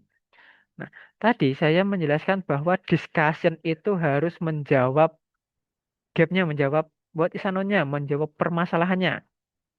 Tapi kenapa kok di sini yang kita tulis malah discussion-nya dulu? Nah, karena lebih enak Bapak Ibu menuliskan discussion. Jadi dari hasil yang sudah Bapak Ibu tuliskan, hasil yang sudah Bapak Ibu peroleh, Bapak Ibu tuliskan dulu discussion-nya. Pembahasannya bisa dibahas sampai mana. Itu salah satu cara untuk membatasi masalah-masalah apa saja yang bisa kita tuliskan di bagian introduction atau di bagian what is known. Kalau biasanya Bapak Ibu menuliskan di bagian what is unknown-nya terlebih dahulu, kemudian baru dicari jawabannya atau discussion-nya, itu nanti takutnya tidak ada kesinambungan dengan hasilnya. Maka dari itu, kita tuliskan dulu discussion apa saja yang bisa kita peroleh dari hasil tersebut. Baru kita tarik menjadi what is unknown. Jadi urutannya yang pertama tadi ada method, yang kedua result and discussion, nah yang ketiga conclusion. Nah conclusion ini kan sudah riset sudah jadi, pasti sudah tahu apa yang ingin ditulis di conclusionnya, silakan Bapak tulis terlebih dahulu. Dan yang terakhir ini baru kita masuk ke bagian introduction. Nah di bagian introduction ini kan sebenarnya di bagian awal, bagian atas ya kalau di paper. Tapi kita kerjakan terakhir. Karena apa? Di bagian introduction ini kita itu banyak ngarangnya kalau dikatakan. Kita banyak menuliskan kalimat-kalimat yang untuk pengantarnya, pendahuluannya. Jadi kita kerjakan terakhir. Karena apa? Karena biasanya kalau kita mulai dari introduction sudah mengerjakan beberapa kalimat, beberapa paragraf, akhirnya stuck.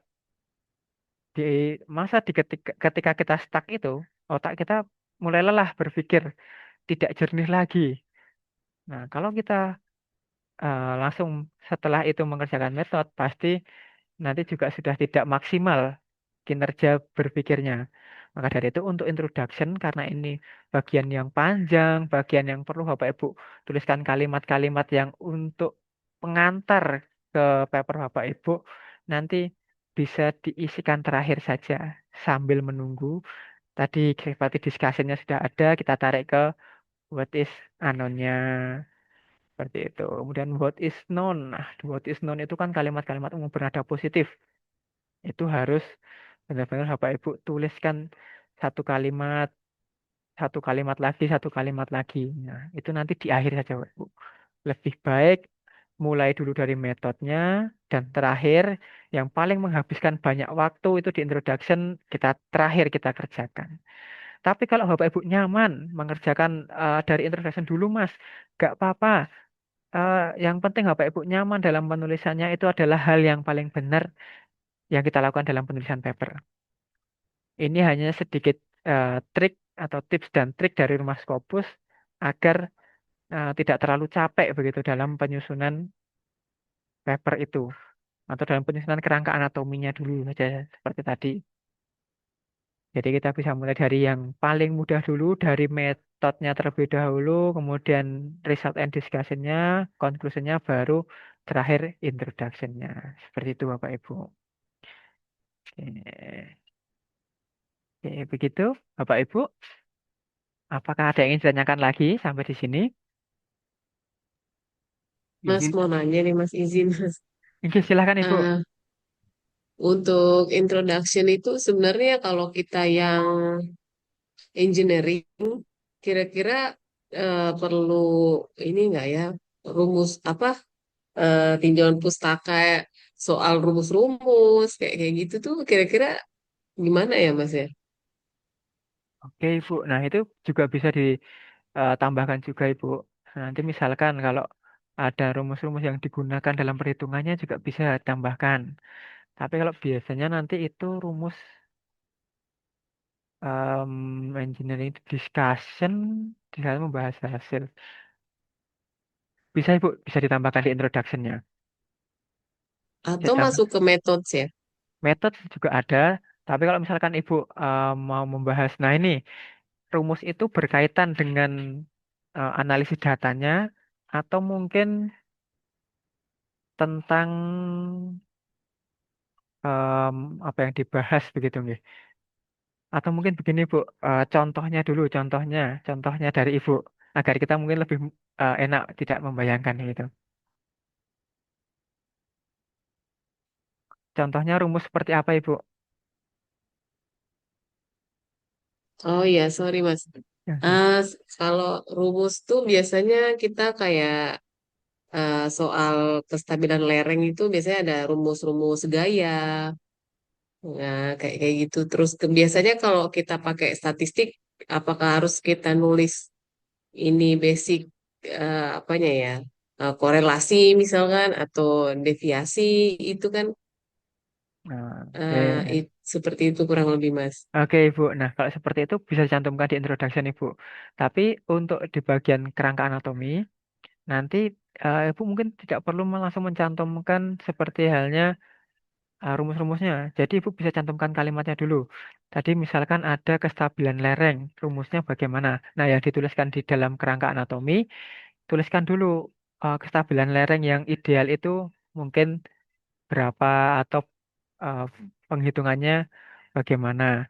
Nah, nanti Ibu bisa tambahkan referensi-referensi atau pendukung dari referensi yang Ibu sudah download kemarin atau dari buku juga bisa ditambahkan di bagian introduction. Tapi itu nanti ketika penyusunannya Ibu seperti itu. Ya, ya. Oke, Mas. Oke, Masih. baik Ibu. Sama-sama Ibu. Nah, tadi sepertinya ada Bapak yang Mas, ingin bertanya. iya, izin Oh, mau yes, tanya. silakan Pak. Ini mungkin buat- untuk satukan persepsi aja. Result yang dimaksud di sini kan untuk beberapa itu kan ah, kita belum melakukan penelitian nih, jadi otomatis hasilnya belum ada. Atau result yang dimaksud ini sudah dilakukan penelitian, baru tinggal mau buat ini papernya gitu ya. Karena kan Oke. kadang kita masih ah, sambil menulis gitu, kemudian nanti bertahap baru kita lakukan penelitian. Nah, kalau seperti itu, resultnya itu diisi apa? Atau bahasanya kayak draft aja dulu lah, kayak gitu. Oh, saya mau dalam bentuk tabel.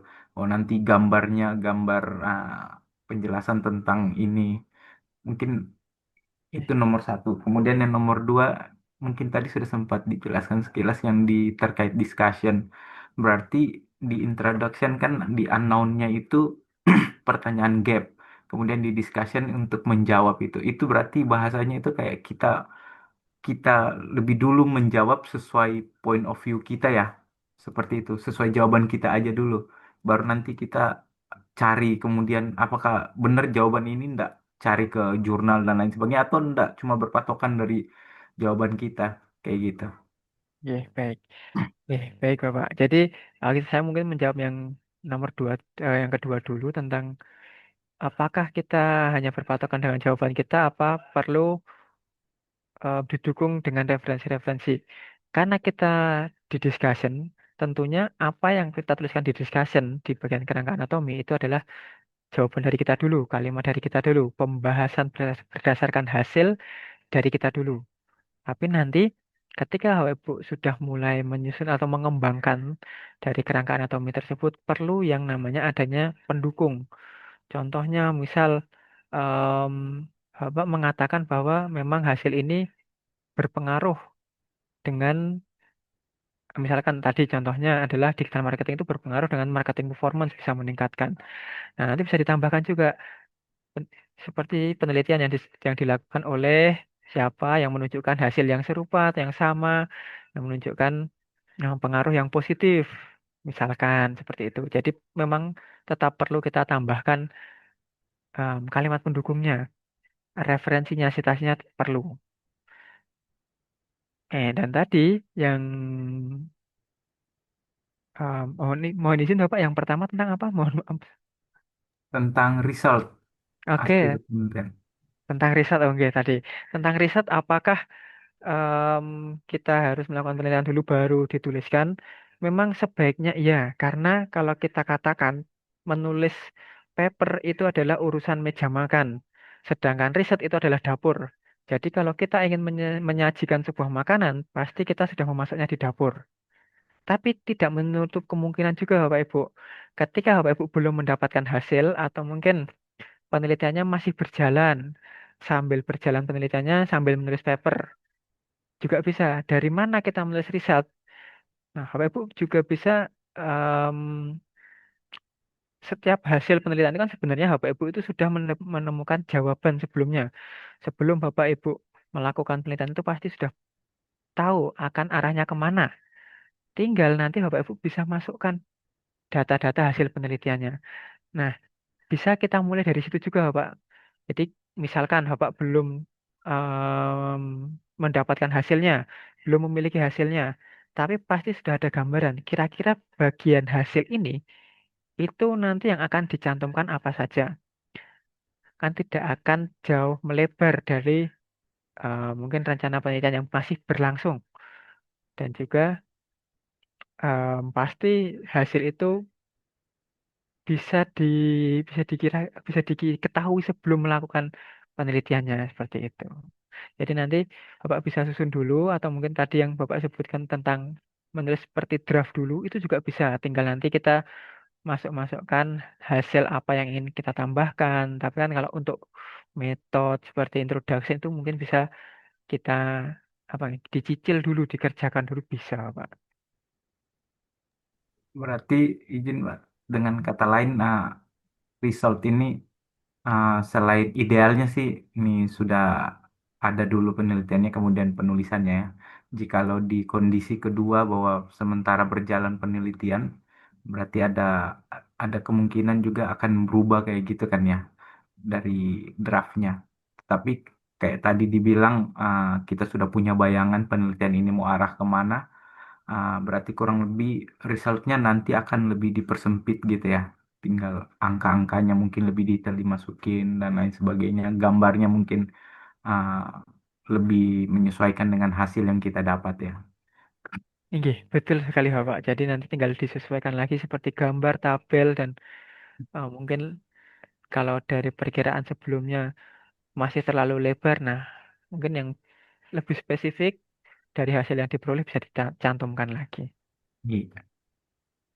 Dan pertanyaan di discussion itu berarti juga ah, jikalau yang kita tanya ternyata nggak ada di jawaban jurnal untuk yang kita kaitkan atau kita cari pendukung, apa bisa kita rubah gitu?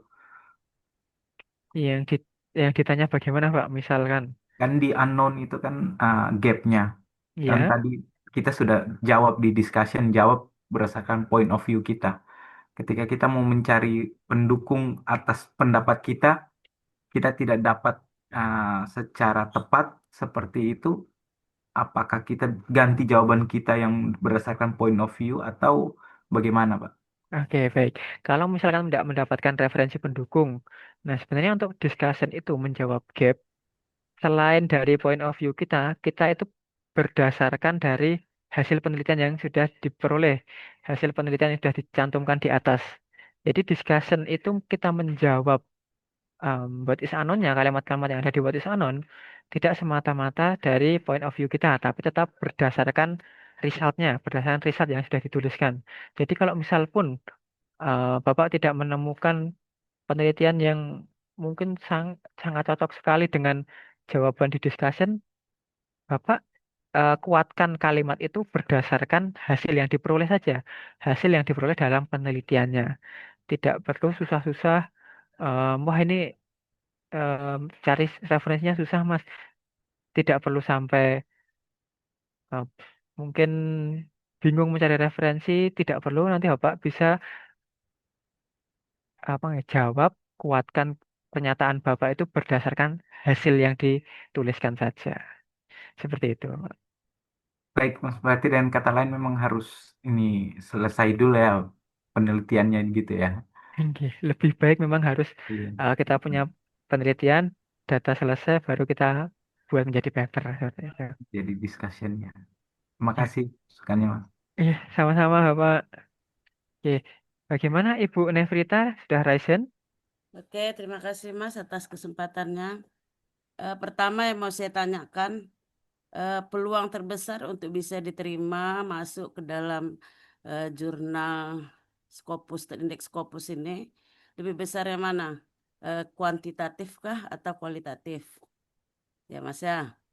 Ya, terus yang kedua, dalam template paper tadi itu kan ada untuk introduction itu ada yang komponen 1 dan komponen 2.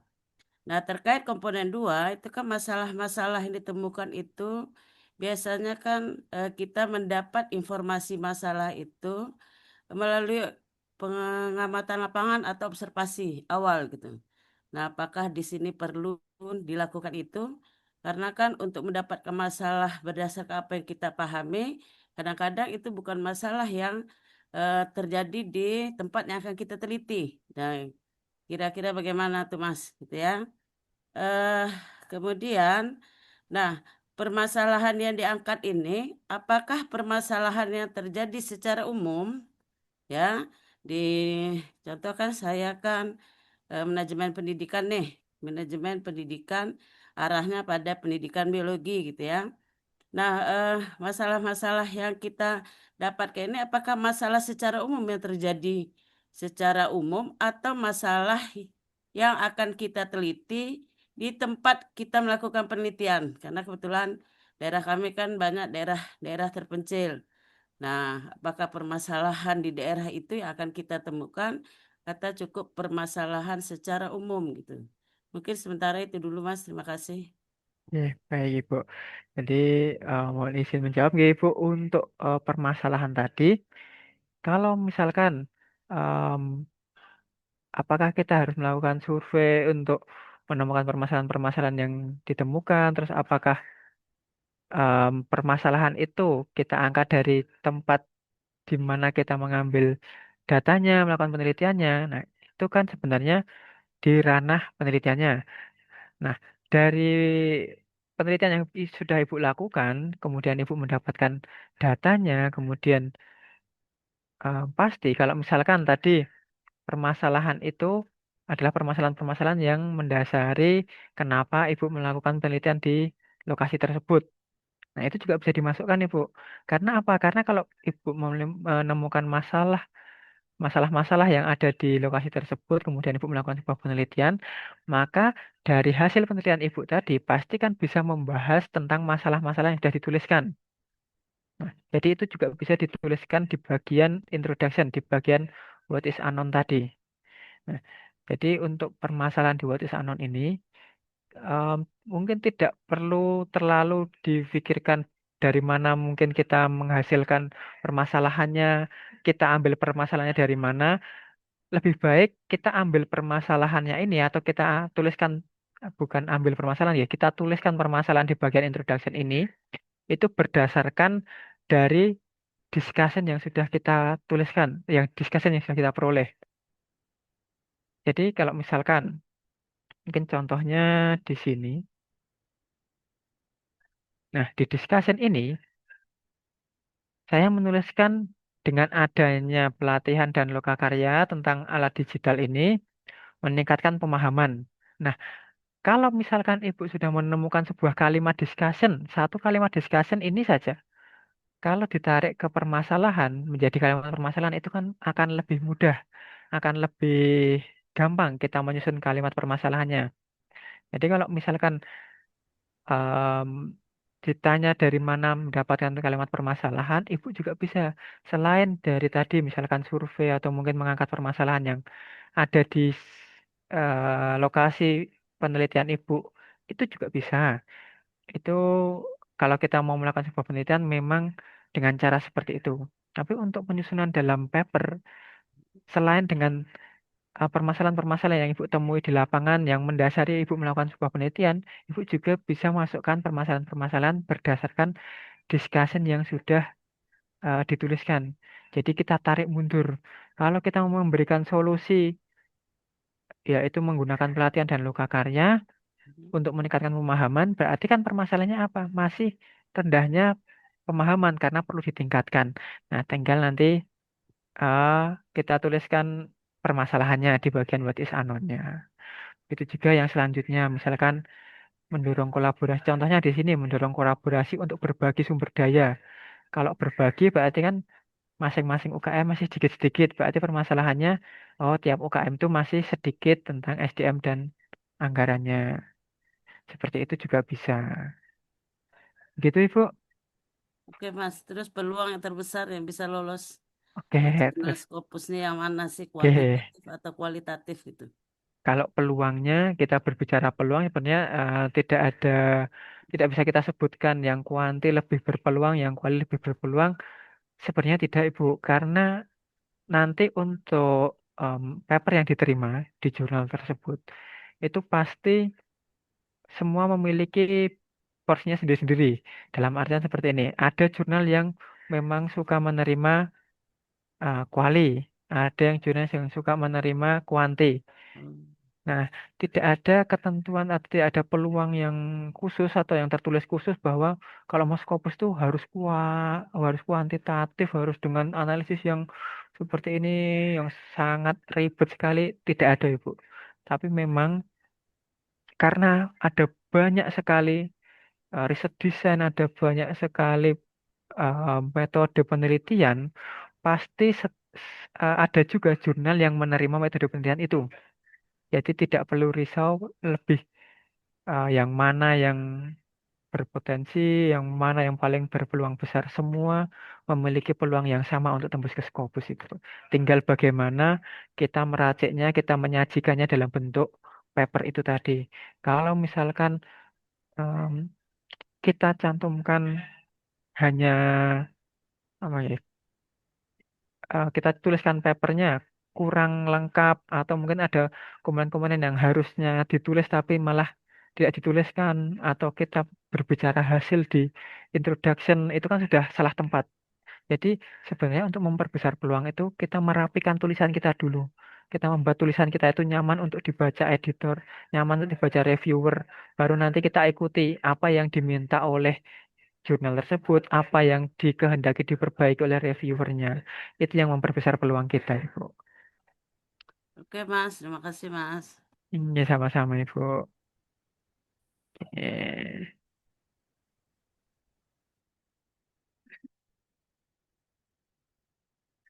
Oke. Kemudian, oh ini di kolom chat ada dari Pak Parwes, ada tips dan trik tidak menyusun paper yang nggak repot survei ngumpulin sampel penelitian. Wah, ini kalau mungkin tips dan trik menyusun paper yang nggak repot survei ngumpulin sampel, mungkin SLR bisa jadikan salah satu ini nggih, Pak. Salah satu opsi begitu karena kita tidak perlu repot-repot melakukan penelitian. Ya kan kalau kita katakan original research itu penelitian di dunia nyata, kalau SLR di dunia maya. Nah, berarti kita cuma cukup menelusuri apa yang ada di database-database penelitian seperti Scopus dan lain sebagainya. Ya, kajian studi literatur begitu Bapak, untuk SLR. Nah, selain ini, kalau misalkan nanti Bapak Ibu mengikuti Rumah Scopus, selain webinar online ini, Rumah Scopus itu juga ada pelatihan online tentang penulisan artikel berbasis bibliometrik. Nah, kalau Bapak Ibu misalkan ingin menulis sebuah paper tapi nggak mau ribet melakukan sebuah penelitian yang harus ke lapangan, harus menggunakan cara-cara yang harus terjun langsung, survei, dan lain sebagainya, mungkin Bapak Ibu bisa coba mengikuti pelatihan analisis bibliometrik yang ada di Rumah Scopus, bisa menghubungi admin untuk mendaftar pelatihan penulisan paper berbasis bibliometrik itu. Nanti akan kami buatkan pelatihan tersendiri ya Pak. Jadi Bapak Ibu bisa memanfaatkan kalau misalnya ingin tahu tentang bagaimana bibliometrik itu, tentang penulisan paper berbasis data bibliometrik itu bisa silahkan mengikuti kelas online kami tentang bibliometrik juga. Baik Bapak, nanti saya share untuk eh, posternya, flyernya di grup. Kemudian ini ada pertanyaan dari Pak Fasilkom. Tanya Mas, bisa enggak sih paper yang sudah publish kita daur ulang dengan judul yang berbeda? Kalau kita daur ulang dengan judul yang berbeda, mungkin itu agak riskan ya Bapak. Karena pasti setiap kita mau submit ke jurnal itu pasti diminta pernyataan bahwa paper ini belum pernah dipublish sebelumnya. Tapi kalau misalkan Bapak melakukan sebuah penelitian, dari penelitian tersebut mendapatkan beberapa hasil, kemudian kita bisa pilih-pilih. Jadi misalkan ada X1Y, X2Y. Nah, di paper yang pertama Bapak tuliskan saja dulu X1Y dulu jadi ke satu paper, kemudian X2Y ke paper yang selanjutnya. Itu masih memungkinkan, tapi kalau untuk kita daur ulang dengan judul yang berbeda, apalagi dengan mungkin data yang sama atau mungkin hampir sama begitu saja, itu sepertinya riskan seperti itu. Oke. Ya, sebenarnya ada Ibu Alif Tiani Darasen, bagaimana Ibu? Ya, terima kasih Mas Wiam. Ini untuk saya mau nanya soal state of the art. Nah, state of SOTA itu biasanya dicantumkan itu kan di awal di introduction ya, Mas ya. Nah, di dalam kolom ini kira-kira yang nomor satu, atau dua, apa tiga ya? Oke Ibu, di state of the art itu kita cantumkan kalau di bagian kerangka anatomi ini di bagian nomor 3 Ibu, di bagian HNW ini. Jadi bisa disisipkan di bagian ini, solusi yang diberikan atau penawaran kebaruan risetnya. Hmm. Nah, pengertian SOTA itu sebenarnya kalau menurut Mas tuh gimana sih Mas? So- Boleh di-share Mas. Jadi kalau misalkan ini saja Ibu, kalau kita berbicara tentang paper ini, nanti Ibu bisa tekankan saja dulu di bagian solusi atau penawaran yang kebaruan riset yang Ibu tuliskan dalam papernya, misalkan seperti itu. Jadi nanti contohnya seperti ini, penelitian ini menawarkan strategi pemasaran digital untuk meningkatkan daya saing dan pemahaman tentang pemasaran digital di kalangan pelaku UMKM dengan menggunakan modul pelatihan. Jadi kita tekankan saja dulu Ibu di bagian introduction, terutama di paragraf terakhir. Itu sebenarnya tempat di mana kita menekankan atau em, menguatkan bahwa memang riset kita ini penting, paper kita ini penting. Nah, itu kita tekankan di bagian akhir di introduction sebelum nantinya kita mulai masuk ke bagian yang sudah benar-benar membahas tentang penelitiannya, tentang hasilnya, kita tekankan dulu di akhir. Seperti itu, Ibu. Ya, baik. Tadi saya tertarik soal pertanyaan yang di kolom chat yang terkait dengan penelitian yang sudah pernah publish itu, Mas. Nah, kira mungkin bisa kita ambil sedikit datanya, hasil pengujiannya, misalkan kayak kayak misalkan kita SEM gitu ya, eh, hasil uji SEM misalkan atau hasil uji XRD gitu, bisa nggak kita ambil lagi gitu?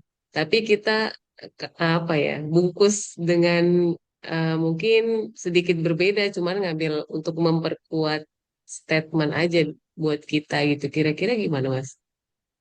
Oke, Bu. Kalau misalkan kita ambil lagi, kalau data itu sudah dipublikasi, kembali lagi itu masih riskan, Ibu.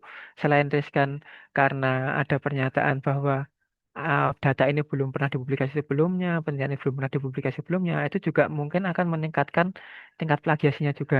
Tapi kalau memang data itu adalah eh, sebagian data yang tidak ikut, jadi misalkan ada beberapa data, kemudian yang sudah Ibu publish pertama itu baru sebagiannya saja. Kemudian dari data itu Ibu ingin membahas keduanya, itu masih bisa.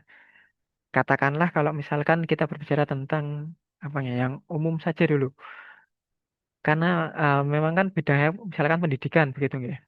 Di pendidikan itu ada tentang pengembangan alat pendidikan, pengembangan alatnya, misalkan alat praktikum dan lain sebagainya, baru pengembangannya saja. Ada juga yang langsung penerapannya. Apakah alat yang dikembangkan itu em, cocok atau tidak, ber apa namanya, signifikan atau tidak pengaruhnya terhadap pembelajaran.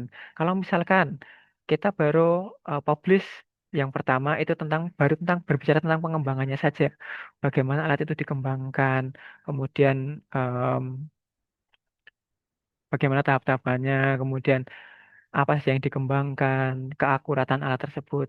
Jadi satu paper. Kemudian paper yang kedua, kita bisa ambil data keakuratan tentang pengembangan alat tersebut, tapi kita bisa tambah juga dengan misal implementasi alatnya, penggunaannya, penerapannya, apakah berpengaruh signifikan atau tidak. Seperti itu sebenarnya bisa. Tapi kalau misalkan data itu sudah dipublikasi sebelumnya, kemudian kita ulangi publikasi lagi, itu saya rasa itu juga kurang begitu kami sarankan, Ibu.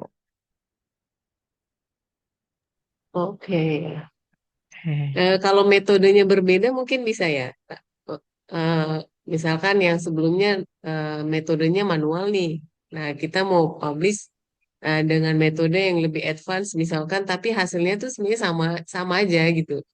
Hasilnya Nah, sama, tapi satu manual, satu pakai analisis yang lebih advance gitu. Kira-kira gimana, Mas? kalau seperti itu mungkin malah lebih bisa, Ibu. Jadi lebih menekankan lagi. Jadi yang paper yang pertama itu kan misalkan baru digunakan analisis data yang masih manual, masih tahap dasar sekali. Kemudian Ibu mengembangkan lagi, analisis yang lebih mendetail lagi, lebih advance lagi, kemudian dijelaskan lagi, mendeskripsikannya lebih dalam lagi, membahasnya lebih dalam lagi, itu mungkin masih bisa, Ibu. Oke, ya ya. Makasih, Mas. Iya, sama-sama, Ibu.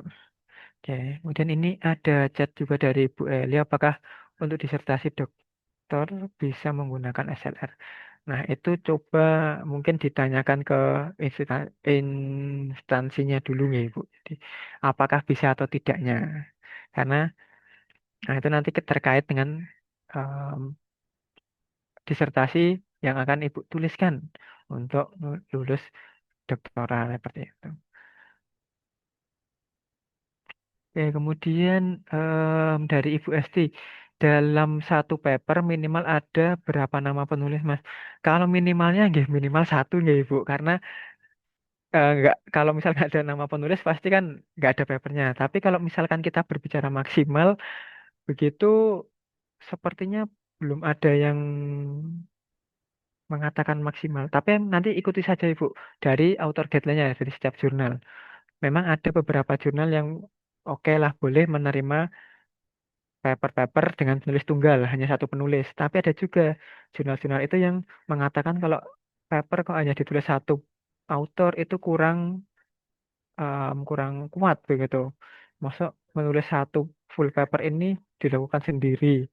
Ada juga yang seperti itu. Tapi nanti lebih baiknya untuk masalah berapa nama penulis yang bisa dicantumkan itu ketika nanti Ibu sudah memilih jurnal tujuannya, sudah menentukan pilihannya, baca author guideline-nya, nanti kita bisa cek-cek lagi apakah ada minimalnya atau maksimalnya dalam penulisan jumlah penulisnya itu. Seperti itu Ibu Esti. Ya, seperti itu nggih Bapak Ibu. Jadi tidak terasa ini ternyata sudah jam 9 lebih, hampir setengah 10. Dan saya rasa mungkin ini adalah materi yang mulai asik begitu nggak Bapak Ibu. Yang kemarin-kemarin mungkin kita baru membahas tentang judul, mengumpulkan material-materialnya, kita mengumpulkan alat-alatnya. Nah, ini kita sudah mulai masuk di bagian mulai menyusunnya, walaupun masih dalam kerangka anatomi, tapi ini kita sudah mulai menyusun. Nah, nanti Bapak Ibu bisa menggunakan cara-cara yang sudah kami tawarkan di webinar ini dari Rumah Scopus menyediakan 703 framework. Bapak Ibu bisa manfaatkan, Bapak Ibu bisa gunakan dalam penulisan papernya. Dan misalkan nanti Bapak Ibu sudah mencoba menulis papernya, menulis kerangka anatominya begitu ya. Kemudian masih agak ragu apakah ada yang perlu diperbaiki, ada yang perlu ditambah, atau yang perlu kita hilangkan di kerangka anatomi, nanti Bapak Ibu juga bisa tanyakan langsung ke saya ataupun ke Mas Novan, bisa melalui Japri langsung. Nanti kita diskusikan bagaimana arah penelitian Bapak Ibu, kemudian bagaimana yang harus dituliskan, apa yang harus dituliskan, nanti kita bisa diskusikan lebih lanjut Bapak Ibu. Ya, mungkin mengingat waktu yang sudah terlalu larut malam, nanti takutnya Bapak Ibu juga terganggu waktu istirahatnya. Mungkin untuk materi malam hari ini dari saya cukup sekian Mas, waktu. Mas Haris, jadi Oke, bagaimana Pak Haris? untuk menghubungi sampean untuk diskusi di luar jam ini, itu waktunya yang sampean lapang tuh kapan? Yang tidak mengganggu gitu loh. Oke, monggo Bapak. Mungkin nanti Bapak bisa chat saja, bisa diskusi dengan kami, konsultasi dengan kami, bisa di chat saja. Dan nanti kalau misalkan saya ataupun Mas Tovan agak lama membalasnya, ditunggu-tunggu nggak balas, dicat ulang saja, dicat ulang lagi saja Bapak. Karena terkadang, mohon maaf sekali, terkadang agak tertimbun, terus kalau Bapak chat lagi nanti bisa muncul di atas. Kalau untuk waktunya, monggo silahkan. Kalau Bapak perlu ada yang didiskusikan, perlu ada yang ingin ditanyakan, bisa langsung WA saja Bapak. Seperti itu.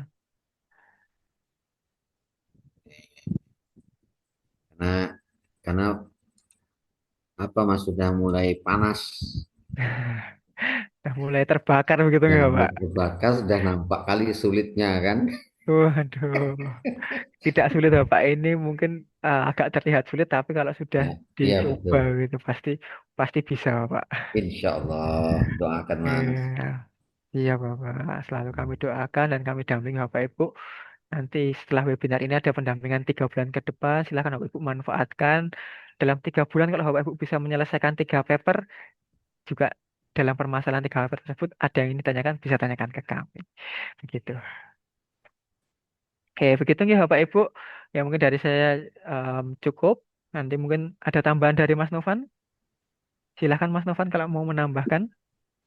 Oke, terima kasih Mas Wiam. Wah, mantap sekali nih Bapak Ibu semuanya. Jadi memang untuk kerangka paper ini kalau kata Pak Jo itu sebagai pondasi awal kita menulis paper. Jadi jangan sampai Bapak dan Ibu beranggapan nulis paper itu berat. Tidak. Modalnya hanya kerangka paper ini saja. Dan itu tidak perlu ada citasi, tidak perlu ada referensi bahasa kita sendiri. Bahasa Indonesia, nggak usah mempersulit diri pakai bahasa Inggris, nggak usah Bapak dan Ibu. Cukup 1 halaman tanpa citasi, tanpa referensi. Nanti kita mulai membangun papernya di sesi ke-5 besok. Begitu nggih Bapak Ibu. Nanti untuk kerangka papernya yang sekiranya ingin kita diskusikan bisa WA, mungkin Jabri sama seperti yang Mas Wiam sampaikan ke saya ataupun Mas Wiam. Bukannya kami tidak memperbolehkan di WA group nggih, cuma takutnya terjadi sesuatu yang tidak diinginkan. Jadi karena itu masalah draft paper kita gitu nggih. Jadi mungkin Jabri saja gitu nggih Bapak Ibu semuanya. Terima kasih untuk kehadiran kita malam hari ini, tapi jangan lupa untuk bukti ke Pak Jo nanti saya untuk laporannya Bapak Ibu bisa open kamera sebentar. Yang bisa open kamera sebentar, saya mohon izin kita foto bersama dulu untuk mengabadikan momen kita sesi keempat ini sambil saya persiapkan sebentar. Oke. Nah, oke. Sudah Bapak Ibu semuanya siapkan senyum terbaik dan termanisnya begitu. Kita mulai foto bersama, dokumentasi, nanti saya kalau berkenan saya kirimkan ke WA group. Oke. Sudah Bapak dan Ibu, ada lagi yang ingin open kamera? Ibu Eli, kok masih gelem? Atau oke, cukup. Kalau begitu saya mulai hitung Bapak dan Ibu, kita mulai foto bersama. senyum terbaik dan termanisnya. Saya mulai hitung 1, 2, 3.